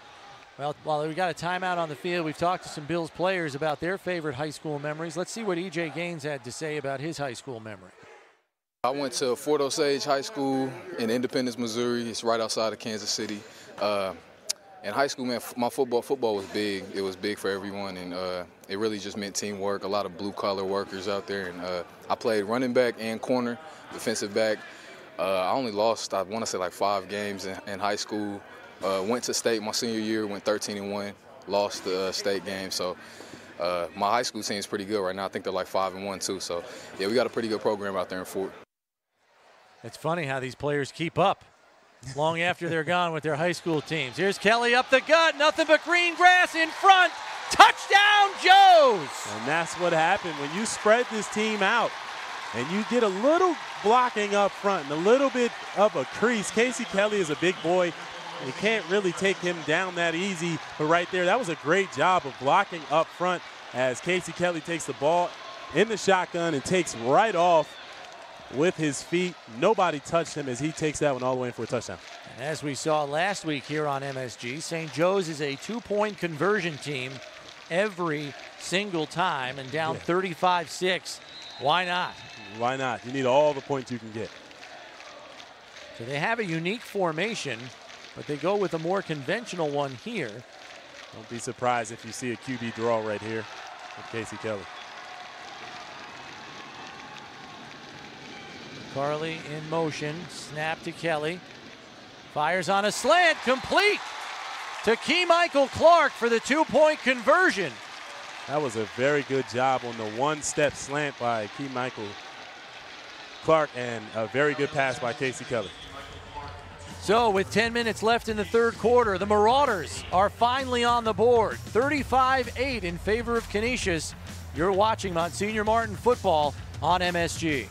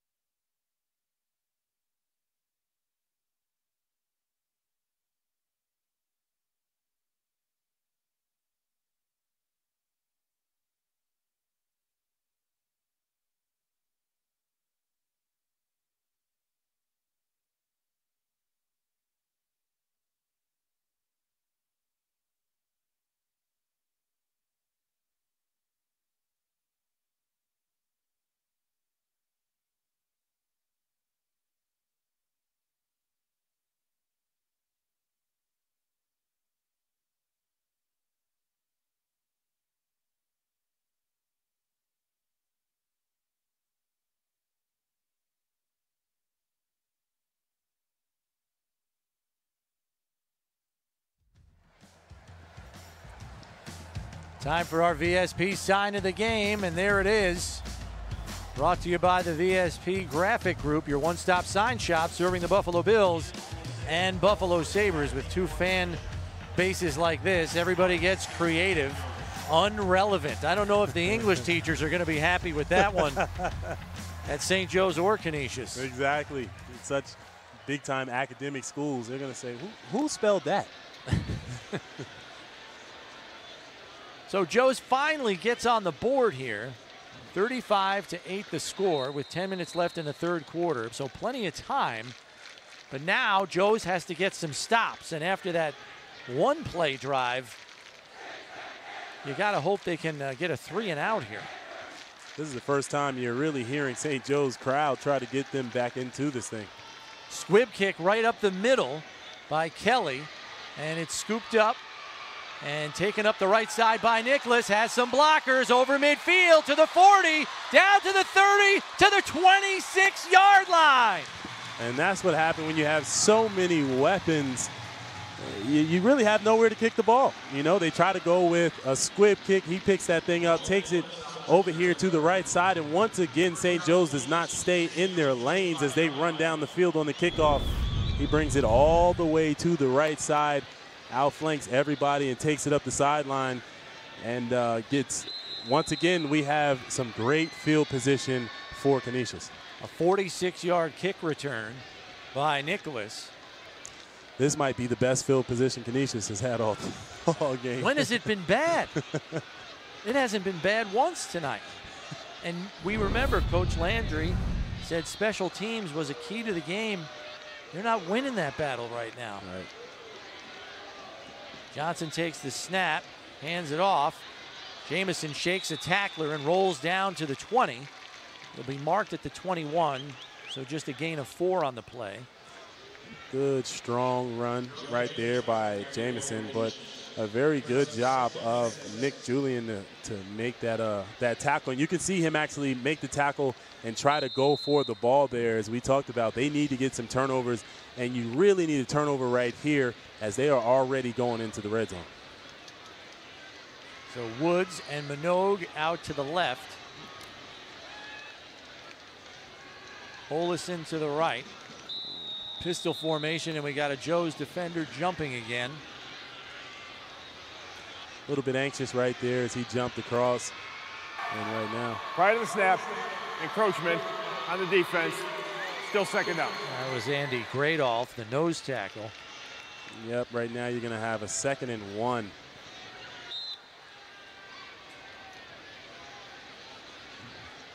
One of the Joe's players injured here in the second half. Can't quite make out the number to know who that is. But you hate to see that. Oh, I think it's Frank Sclafani, the defensive lineman. Fumble on the snap as Johnson hops on it. And Howard hops in late. And Coach Robbins wanted a penalty flag. And now he might be getting a flag for getting hot. And it's hard to blame him. Johnson's down on the field. As soon as the player's down, he's dead. And they do assess the unsportsmanlike conduct flag to St. Joe's for Howard for a late hit. Unsportsmanlike conduct on the defense. Half the distance to the goal, first down. In addition, we have a sideline warning, blue. Yeah, Howard there as the ball was on the ground. Jace Johnson jumps on the ball, and Howard jumps right on him. He really dove right on him. And, you know, you can see those guys get anxious. They see the ball on the ground, and they come in. And by the time he got there, Jace Johnson was already on that thing.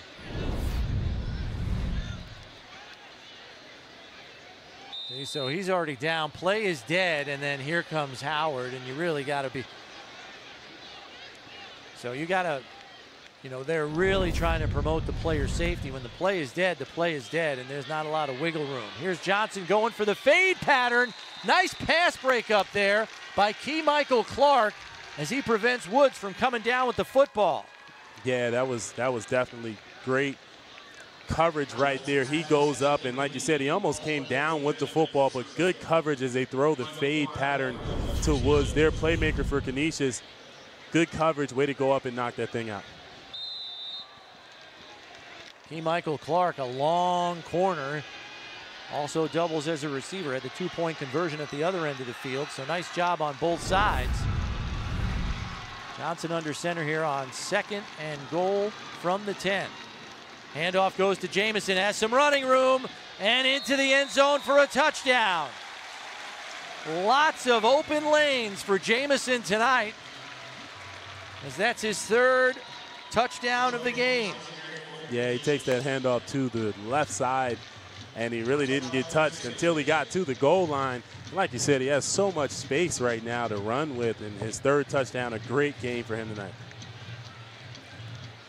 So Jamison has now scored from a yard out, 36 yards away, and now a 10-yard touchdown run, as it is 41-8 in favor of Canisius. Extra point to come.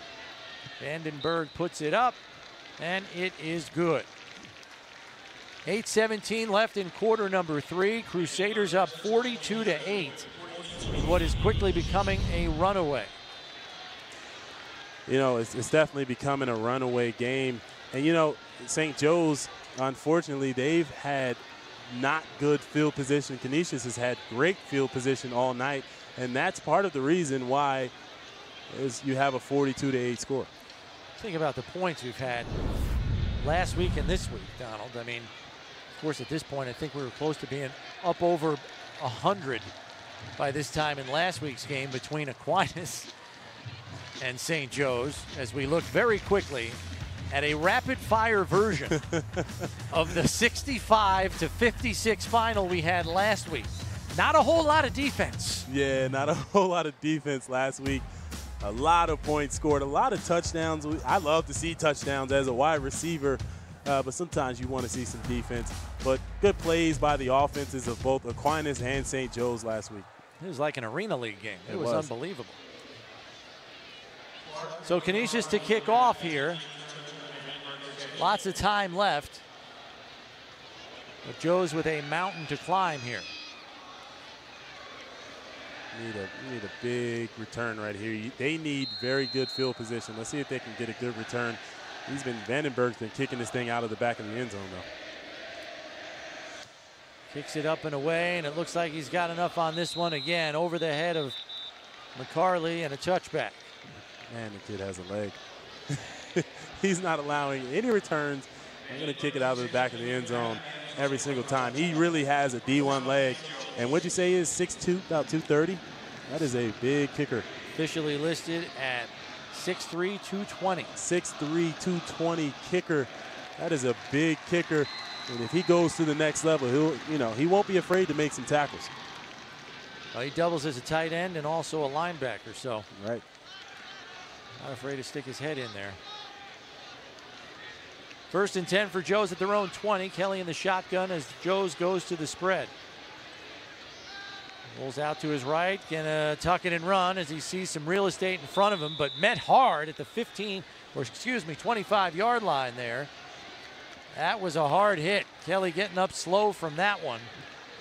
Yeah, definitely a hard hit. And this is what happens when you're quarterback. You want to use his leg. You run the risk of him getting injured, and hopefully he can return to this game. Take a look at the leading rushers in this game. It's Casey Kelly with 90 yards on the ground, and Jamison, who has 3 touchdowns, 80 yards on the night. Got an injured player on the field. It's Casey Kelly. And they're checking his left foot here. I don't know if it's an ankle or a foot injury, but he is down right now and in some obvious pain. Joe's already shorthanded, as Donald and I have covered tonight. Micah Brown, a key player on the offensive side, out for tonight's game after getting injured against Aquinas last week. Garrett House goes out early in the game this week after scoring 3 second-half touchdowns in last week's game, and now Kelly injured. Yeah, and the biggest thing is, you have so many key players out for this team tonight. This one is probably the biggest blow, though. He is their star player. He is their quarterback. You need to have your quarterback out there. Kelly, a gutsy player last week when this team was down 30 in the 3rd quarter to Aquinas, and helped Joe's climb their way back into the game, making plays with his feet and with his arm to cut a 30-point deficit to 9. Yeah, he was doing everything he could to try to bring that team back with his feet, with his arm, making plays all over the field, throwing the ball back across the field, making plays. They weren't able to bring it all the way back, but he did a good job just to bring it back into, I guess, a manageable game. But this is going to be interesting because this is going to be a big blow for the St. Joe's offense. We'll have to see who is going to assume quarterback duties moving forward here for Joe's. So it looks like it's going to be Trey Bowling. We play some wide receiver and corner. He's going to be the quarterback here in the shotgun. Mishandles the shotgun snap, loses the ball, picked up by Canisius, and rumbling into the end zone is the nose tackle, James Desiderio. You talk about rumbling. He picked that ball. Look, we talk about rivalries in high school and memories and all of that stuff. Think about it. The big man just got a chance to score at New Era Field. He will never forget this play. In 20 years, that's going to be a 50-yard sprint to the end zone for a touchdown on a fumble recovery. He only had to go about 20 yards. In 10 years, that'll be a 50-yard touchdown run. Yeah, you can see he's tired. He's tired after that one. That'd be the longest he's had to run tonight. But a good job of scooping and scoring by the big man. 6 foot, 285, and just a junior. He'll be back next year. Vandenberg's extra point is blocked.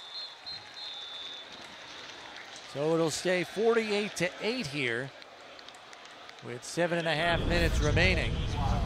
As we take a look at the replay, and This is unfortunately what you run the risk of running into when a new quarterback comes into the game. Usually it's a center to quarterback exchange that's a problem. Here, it's a situation where Bowling can't get his hands on the football off the shotgun snap. It's a little to the side, and you almost wonder if he's looking out of the corner of his eye as to where the pass rush is coming from and takes his eye off the ball for just half a second, Donald. Yeah, you know, when you are a wide receiver and now you have to come in and assume the quarterback duties, it's always hard because sometimes you're nervous. Sometimes, you know, you have so many different things going through your mind at one time. You're looking at the defense trying to figure out what's going on. Your eyes are somewhere else. The ball gets snapped and he wasn't ready as the ball hit him right in his face, goes right through his hands. Tough break for him, but a good job by the big man, James Desiderio. Desiderio, a good job. And like I said, he will never forget that scoop and score. He's going to be talking about that 20 years from now as he, begins to talk to his kids and all of his boys. Hey, man, you remember in that game, I scooped and scored. Oh, yeah. And nobody could catch me. He's got the face of a guy who has never been in the end zone with the football before, isn't he? He's so happy. That is an ear-to-ear smile on Desiderio right there. He is so happy right now. Hopefully somebody got a picture of him running into the end zone. It's going to be a big life-size poster for him. So here's Vandenberg on the kickoff.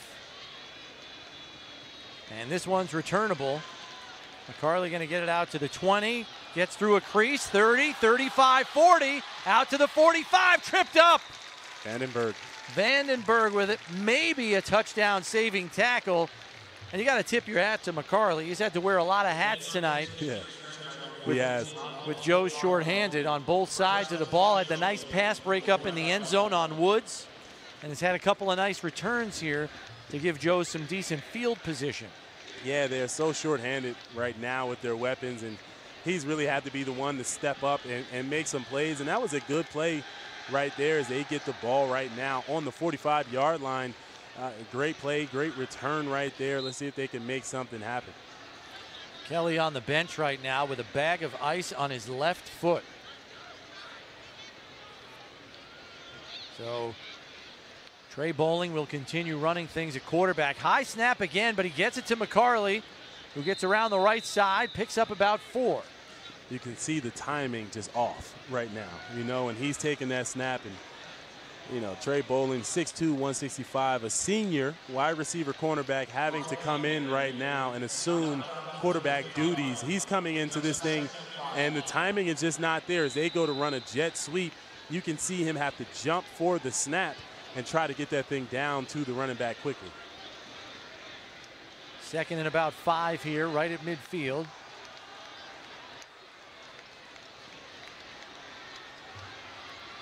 Another motion play, fake the handoff, tries to keep it, but he's going to get dropped for a loss here. That's going to bring up 3rd and long. The timing is just off right now. That's the real issue. And it's tough. It's tough to come in and assume quarterback duties when you've been playing wide receiver and cornerback all week, and then all of a sudden you got to come in and replace your star player, Casey Kelly. It's not an easy task for him right now. And that scene on the bench tells you all you need to know. Casey Kelly and Garrett Howe sitting together. Both appear to be out of the game for good. Snap to Bowling. Going to take a quarterback draw up the middle, fighting for that first down marker, but going to come up a couple of yards short. You have to believe with him being an athlete, being a wide receiver and cornerback, that is something that they're going to want to lean on, is his legs a little bit and take that ball up the middle, up the gut of that defense, and not necessarily want to put it on his shoulders for the rest of the night. So it was 2-down situation. They're going for it on 4th down here, or are they going to punt it away? Punt team. And you got a different punter. As we know, Casey Kelly is the punter, the kicker, field goal kicker. He does everything, quarterback for this team. So now you got a new punter in right now as well. It's a snap to the up man, Keon Howard, rumbling for a first down. Rumbling, stumbling, bumbling, as they don't want to tackle him. He's the big man. Keep giving him the ball. I couldn't believe they were going to punt it there. I was stunned. You know, you're down 40 points. Go for it. Right. So I'm glad they did. That was a good play right there. Howard taking that ball, just going north and south. Lower your shoulder, run everybody over. Nobody can tackle me. And a very good play to pick up a first down. Jacob Haynes was the decoy punter on that play. So 1st and 10 from the 37 here for Joes. Up the middle goes Bowling, tries to spin off a tackle and gets 3 yards on the play. Like I said, they want to use his legs because he is an athlete, but at some point he's going to have to put this ball in the air just to keep the defense honest and then use his legs again. Right now on a 2nd and 8, let's see if they decide to use his legs, his arm, or even the big man up the gut.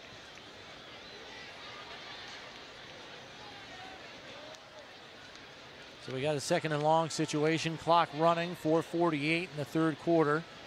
Canisius in firm control.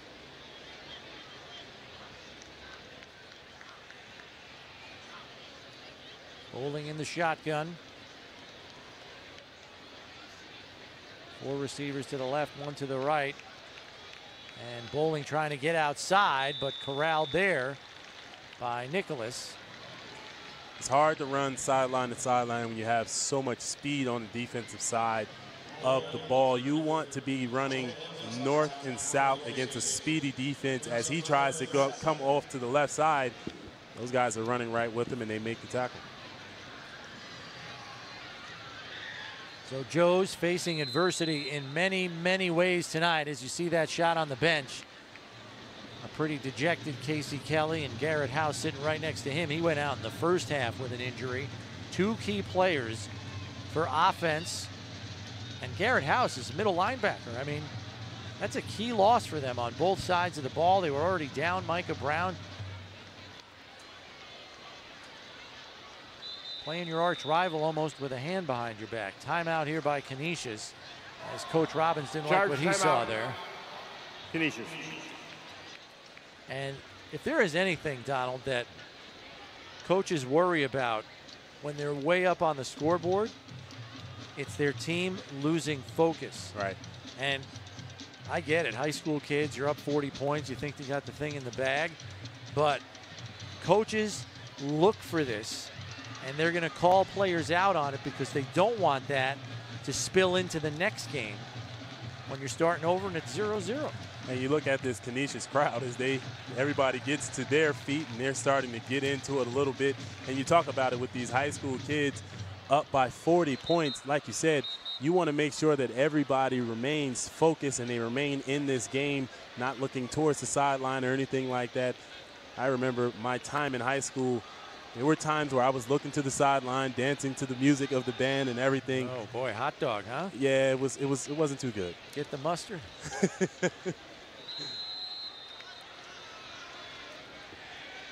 Joe's facing a 3rd and long here. 3rd and 7. Spreading the field again. McCarley, the man in motion. High snap, and fortunately the whistle blew for something there because that would have been a race to the football. Yeah, they got lucky on that one.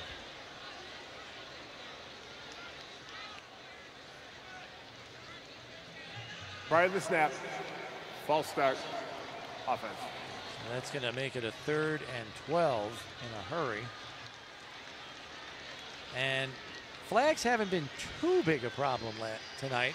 No. Certainly not in comparison to the game between these two teams last year. Right. You want to talk about a flag-filled event. You would have thought it was like an opening ceremony for the Olympics with all the flags getting waved around the first half of that game. I like what you just did there. That was nice. You know, you get these rivalry games and, you know, you got to keep the emotions in check, and they weren't able to do that last year, but they lucked out right there with the flag because you had a bad snap.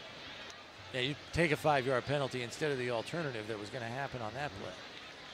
Snap to Bowling, coming right up the middle. Met there and driven back by Chris Luisos, the linebacker.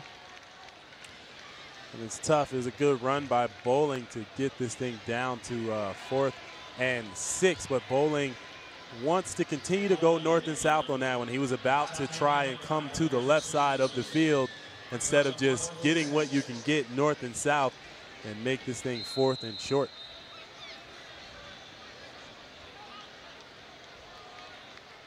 So 5-yard pickup on the play. It's going to bring up 4th and 6. We'll see if they can move the sticks and get a little bit closer to scoring territory. Again, McCarley in motion. The give is to McCarley. Gets around the corner. Can't elude the tackler. Jamison strips him of the football, but it goes out of bounds. It'll be a turnover on downs anyway to Canisius. You want to talk about a very good play. Jamison right there was taking on 2 blocks. He did a good job of staying outside, forcing the running back to have to cut back inside, and ends up actually making the tackle and stripped him.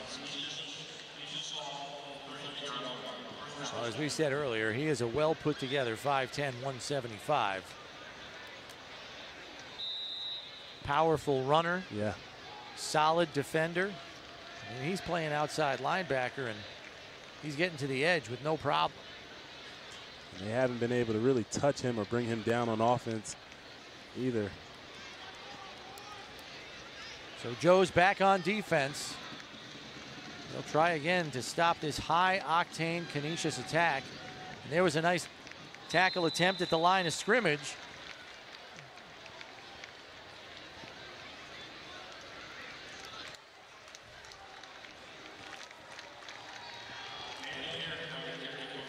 So looking at the St. Joe's sideline, there's Bob O'Connor, longtime St. Joe's coach. Still interested in the program. Follows it closely. Revered man at St. Joe's. Sideline warning, St. Joe's.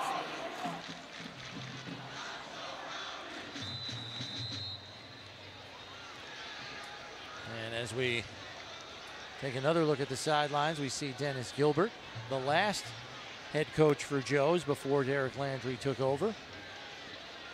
So not only alums at this game, but former coaches as well. Yeah, you know, when you're a part of a program that, and you've been there for a long time, you want to come back to games like this and see where the program is and where it needs improvement. 2nd and 6 for Canisius. Handoff inside. Not much there. As Herrig gets the carry. Herrig was the player that had that fumble recovery in the first half that led to a Canisius touchdown. Now getting some action on the offensive side of the ball. You gotta believe Canisius just wants to run the clock down. The problem is it's only the 3rd quarter. Minute left in the 3rd quarter as it's 3rd and 6 for the Crusaders.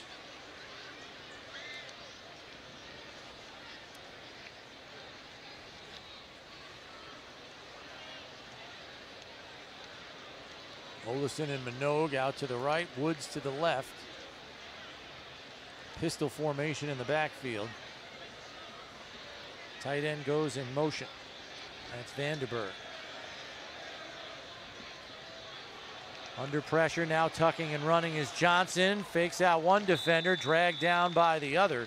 As a nice open field tackle is made there by Sam Klein. Such long strides by Jace Johnson as he takes off and runs that ball. You can see the athleticism. We talked about the basketball background. We've also talked about last year him playing like an athlete, but this year he is doing, and at least in this game, he's doing a much better job of playing like a quarterback, running when he needs to run. But when he scrambles, for the most part tonight, he has been looking to keep his eyes down the field and making throws. 7 seconds left in the 3rd quarter. We'll see if Canisius gets it off in time. And I don't think they did. Time expires here in the 3rd quarter. Canisius firmly in control. After 3 quarters of play, they're up 40, 48-8. You're watching Monsignor Martin football on MSG.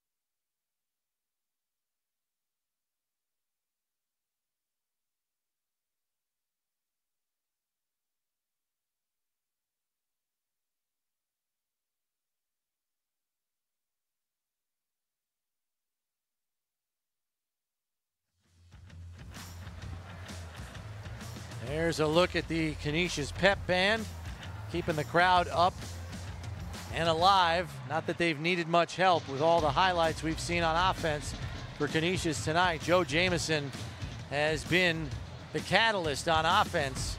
3 rushing touchdowns on the night. His longest coming from 36 yards out there.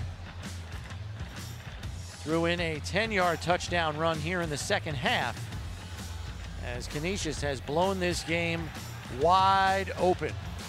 He has done a great job of, and feed him. That's what he's saying right there. Feed me, feed me, feed me.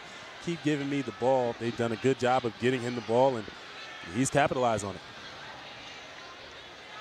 So Canisius finds themselves once again in good field position, just shy of midfield here on a 1st and 10. We begin the 4th quarter of action. Woods coming in motion, and then coming underneath, and Johnson tries the dump pass, but it goes incomplete. That was a good job by Howard. Howard actually saw, he looked up Wood coming across the field the entire time and decided to chase him, and did a good job of sticking with Wood. As we know, he's an athlete and a Rutgers verbal commit. Stays with him and makes the play, breaking that ball up. 2nd and 10. Quick snap. Johnson back to pass, going deep down the field. Caught again. Is it Brandon? It is. Touchdown number 2 for RJ. Man, a big play receiver. Got a flag on the play here. Might be hitting the quarterback, which Canisius will obviously decline.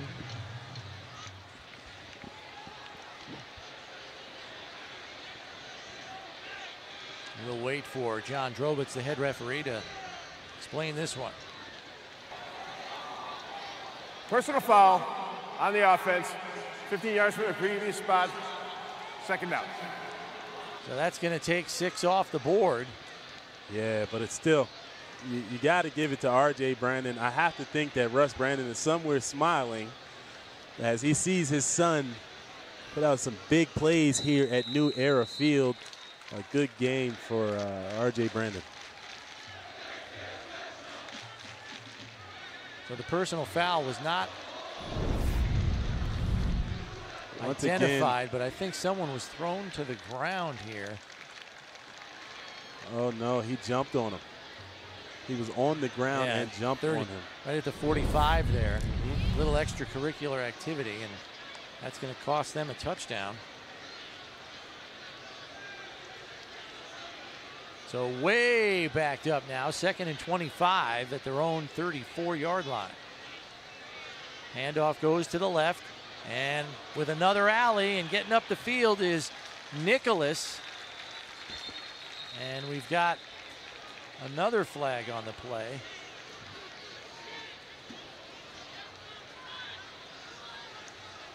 And the refs have got to keep this game under control here.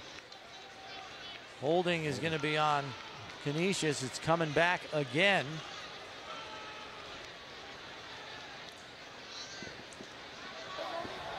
Holding on the offense. Repeat 2nd down. So Canisius has got this thing in reverse right now.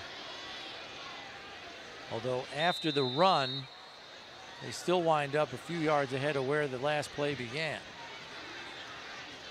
The refs have to do a good job of keeping this thing in check, keeping the emotions in check right now, and I'm sure Coach Robbins is talking to his team about the same thing.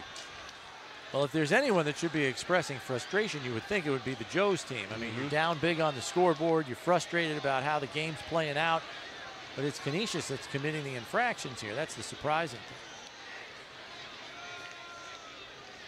Johnson back, rolling out to his right, looking for a receiver, has one there. It's Woods, gets away from a tackler and spins ahead, and another flag comes out on the backside of the play.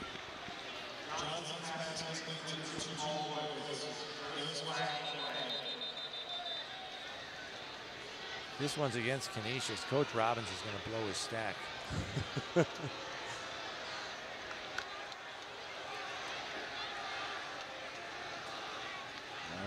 It's going to go against Canisius. Going to be against Canisius. Legal man downfield. Eligible receiver downfield on the offense. 5-yard penalty, repeat second down. So the design of that play was pretty good. Woods was wide open. Johnson hit him, and he even had some running room afterwards, but it was all for naught. Great play action by Johnson. When you're running the ball effectively, play action works. But how many times are we going to have second down? We're going on 3 now. 2nd and 24 from their own 35. Johnson under center. Minode comes in motion. Handoff to Nicholas, going to go around the right side, has the corner and more, 45-50, cutting it back inside instead of just running it out of bounds. He wasn't going Franco Harris on that play. He's getting extra yardage. Definitely getting extra yardage. 2nd and 24. That is the second time he almost picked up a first down on 2nd and 25. And that's the amazing thing. All of the penalties they had right there, every play that they ran, even though they got flags, they almost picked up the first down. So it's 3rd and 1. As we creep up on 9 minutes left in this one. Canisius has had control of it from the start. And they have not taken their foot off the gas the entire way. Their own worst enemy has been penalty infractions. Yeah. So here's Johnson in the shotgun again, pistol formation, handoff right up the middle. And the give is to Nicholas, who falls forward for the first down. Great job of falling forward for the first down. St. Joe's just, the defense, you got to think at this time, emotionally they're drained, physically they're drained. They haven't really been on the field a long time. Yeah, they have.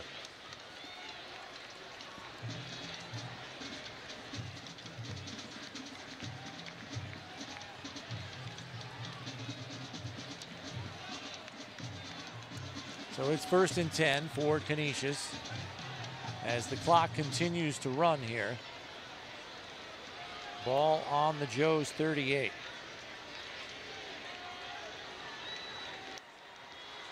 As Canisius now moving some more reserves into the lineup, including at quarterback. Taking the snap and handing it off is Ryan Falk. And the run out to the left side by Herrig. Dragging tacklers, refusing to go down, and he's going to make it to the end zone. What a second effort. What a second. That was 2nd, 3rd, 4th efforts by him right there. And we got a flag. Are you kidding me? Flag at the 10-yard line. One of the Canisius players over here on the sideline, which I believe is Olesen, found himself down on the sideline by the end zone, way out of the box. And I think that's what this flag is. Second sideline warning on Canisius. That's a 5-yard penalty.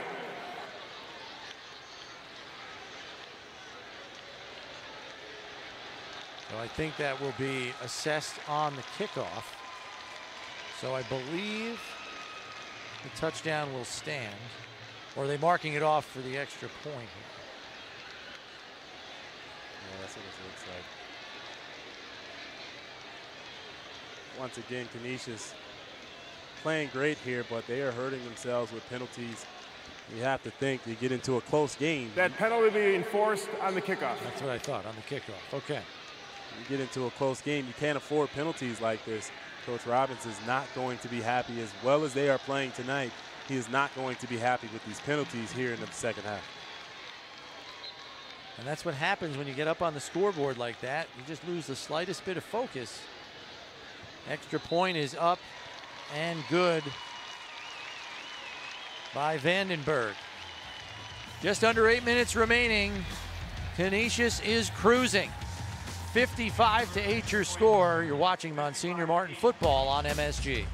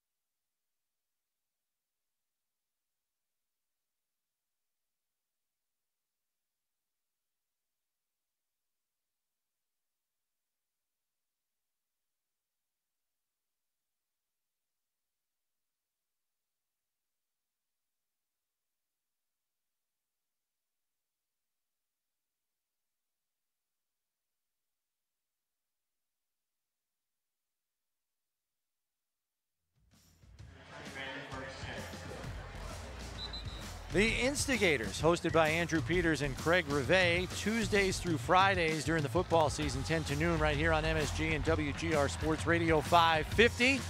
We present our character of the game, which is Nick DeLuca. Talking to some of the players this week, they say this guy is easily the funniest dude on the team. Does a remarkable impersonation of just about the entire Canisius coaching staff, especially his offensive line coach, which is Brendan Barthel. He said, the head coach, Nick Robbins, said he's got his mannerisms, his delivery, his voice. He can do the whole bit. And they have, you know, a fun night at the end of preseason camp. You know, guys get up on stage, do a couple of skits and stuff. And DeLuca had him rolling in the aisles with his coach's impersonations. Coach Robbins said, if I had my eyes closed, I would not be able to tell if it was Coach Barthel's or Nick DeLuca. Hey, he might make a living doing things like that, doing impersonations. Linemen are always interesting guys because you have some of them that don't really have personalities, and you have other ones that do have personalities. And DeLuca's a guy on this team that they say he is the funniest guy on this team, especially with his impersonations.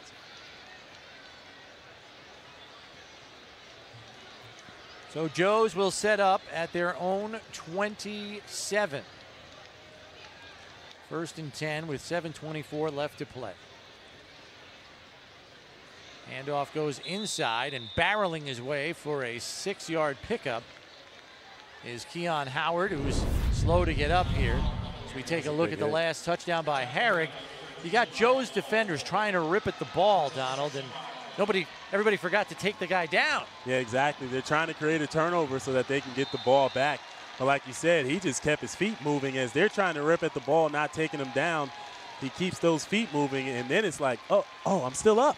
Run. And then he ends up taking it all the way in. Herrick built very low to the ground, low center of gravity. So you got to get a clean wrap up on him or he'll just grind through it. Working the option play here. Off to the left side is Bowling, but they covered up his option man. So he had to keep it, and by the time he tried to head upfield, there was nowhere to go. Yeah, definitely no room for him to run right there. And it's really been not that much room. Casey Kelly got a couple of runs up the middle of the defense, but anytime they try to go sideline to sideline and they can try to go sideways, the defense for Canisius is just too fast. The starters and now even the backups, and they can't get anything going sideline to sideline. It's hard not to feel for the Joes defense because in the last 2 weeks they've given up 121 points. Yeah. They are an undermanned unit though right now, because Frank Sclafani went out of tonight's game, one of their starting defensive tackles. Micah Brown, one of their starting outside linebackers, is out. And Garrett House, their middle linebacker, went down with an injury in the first quarter of this game. You're missing 3 guys out of your front 7. I mean, I don't care how deep you are, there's gonna be some drop-off. There's definitely gonna be some drop-off when you're missing 3 guys out of your starting lineup on defense. And it's been a tough 2 games as they haven't really done a good job of stopping these offenses of Canisius here tonight and Aquinas last week. Both teams that have had their playmakers on the field, and when you're undermanned facing 2 teams that have their playmakers and some of the best playmakers in the state, it is tough to stop those teams. There's Keon Howard, who has been doing yeoman's work to try to pick up the slack on both sides of the ball. He's stepped in at middle linebacker. He's stepped in at running back. Gutsy effort by him. Here's a keeper by Bowling, who lunges forward to midfield. Yeah, Keon Howard has tried to do his best to just move the ball for this team. He took a big hit a couple of plays ago by number 13, Ryan Falk, and he got up slow. That last play, he got upended, and as you've seen him walk off to the sideline, he looked like he was in some pain.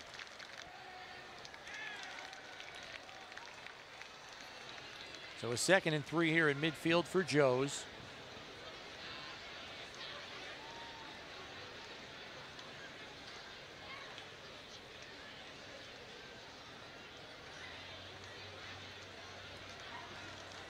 Inside handoff. And squirting through the hole and getting first down yardage and more is John Siebert.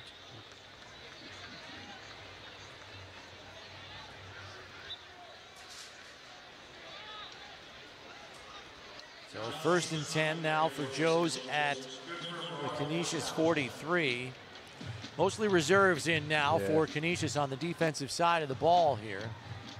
They're going deep into the roster right now, letting those guys get some action.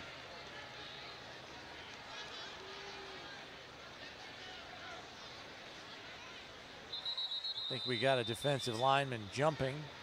Looked like Tyler Wazorek. Right in the snap, encroachment on the defense, 5-yard penalty, first down. And that's what happens when you have reserves come in like Canisius does right now. You end up jumping or something like that, or you'll even get a big play here by St. Joe's. So it's a 1st and 5 now, as we have begun to close in on 3 minutes left in this one. Handoff inside again, grinding for extra yardage and finally spun down after a short gain. Once again is John Siebert. Take a look at some of the Canisius Crusaders who have gone on to play at the college level in recent years. And basically since 2013, there have been about 10 of them, including the running back Kadri Olson at Pitt, who is Keenan Olson's older brother. Got the kicker at Ohio State, TJ Wheatley at Michigan, playing tight end. Got a healthy group of guys playing at the next level. Yeah, and still playing right now, as you had a couple of guys from 2015 class, 2014 class. Those guys are still, even 2013, still at those schools. And it's a great thing for a school when you have so many guys playing at the next level. You can, these young high school players right now can turn on the TV tomorrow and see guys that went to Canisius playing at the next level, and it gives them that added motivation to come in and ball out so that they can be that guy in the next couple of years.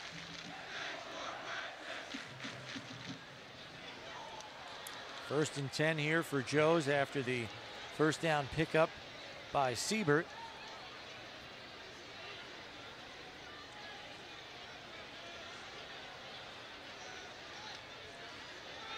Here's McCarley on the end around, and he's going to find the end zone. Touchdown, Joe's. Went with some misdirection right there, as you have some action coming to the right side, and you toss it to the wide receiver going back to the left. You get the defense flowing this way, and you don't get someone to stay home on the other side of that thing, and it's wide open. He doesn't get touched until the goal line. So a 28-yard run to pay dirt for McCarley with 1:27 left in the game.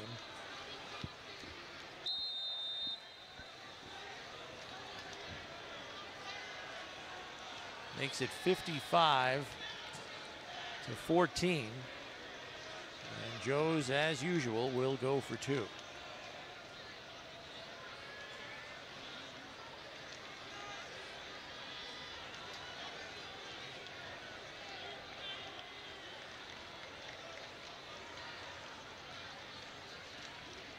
Looking for the jump pass and complete for a two-point conversion to the tight end, Nick Julian.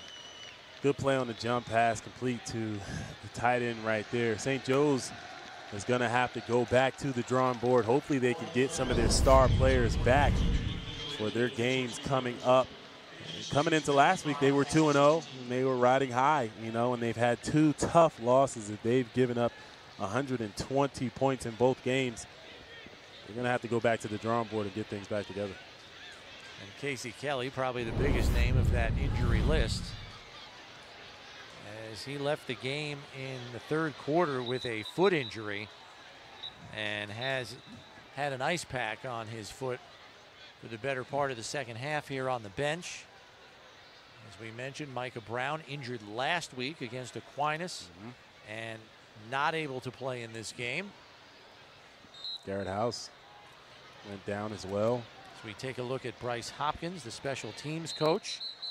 And I've got to tell you, the information pack that Bryce Hopkins put together this week, he should apply for media relations jobs with NFL teams or some college sports information office. I'm telling you. Because you want to talk about comprehend, not only for Canisius, he had stuff on St. Joe's. Joe's, yeah.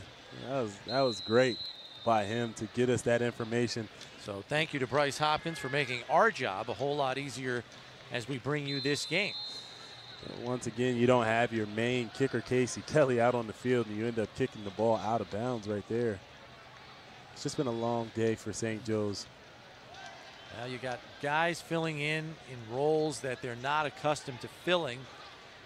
And it's bad enough when you're facing a talented opponent. Free kick out of bounds. Ball will be placed at the 35-yard line. First down. But when you've got to do it as an undermanned unit, it just makes the challenge that much larger. Yeah, it does. When you're undermanned, especially with your key players, your quarterback and your star players, it makes for a long day and a tough challenge against a team that we thought were a little bit undermanned, Canisius, but they came out with their star players, and their star players played well tonight. Got some reserves in here for Joe's too with 1:27 left. You got to believe that Canisius is just going to go into the victory formation here and kneel this thing out.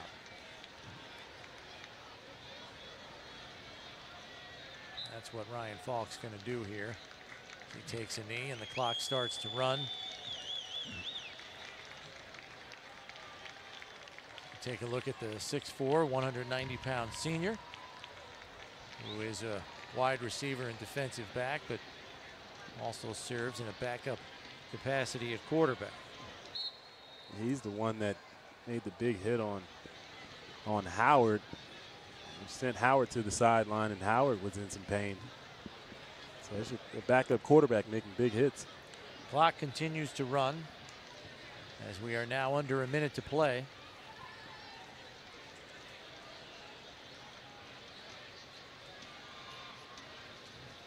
Second and 12, and it looks like Falk's going to kneel this one down as well. And it looks like that will do it, because I don't believe Canisius will have to run another play. They're just going to let this clock run out.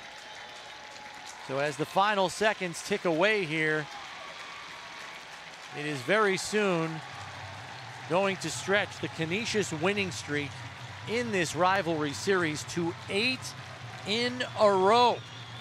And big James Desiderio is going to be celebrating tonight. Did he keep that football from his touchdown? I think he's got it in a box somewhere under lock and key. Exactly. Nobody touched my ball. This is my ball. It's going on his trophy case. So time has run out, and Canisius with a convincing victory over St. Joe's by a final of 55-16. Donald and I will step aside, but we'll be back to wrap things up as you've been watching Monsignor Martin football here on MSG.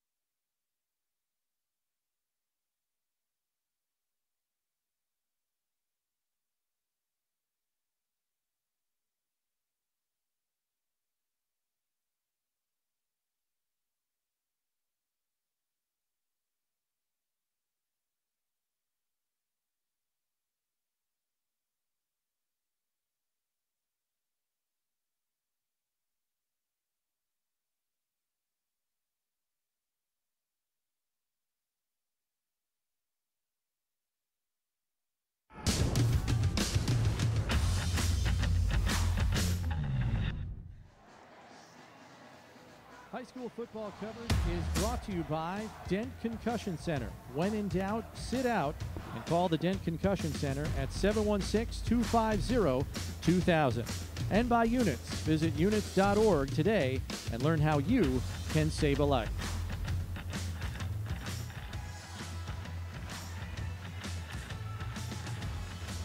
Welcome back to New Era Field. Chris Brown, Donald Jones with you in what was unfortunately a lopsided affair tonight, Donald. Canisius jumped out to an early lead and never looked back. They definitely never looked back. They had the best field position all day, and St. Joe's didn't help themselves with some costly turnovers in the game. They also were so undermanned, and then when they lost Casey Kelly, it was just too much for them to try and overcome. Canisius jumped out to that 28-0 lead, which they carried into halftime, and you knew Canisius was getting the ball first in the second half, and it's a one-play drive, 52-yard touchdown pass to R.J. Brandon.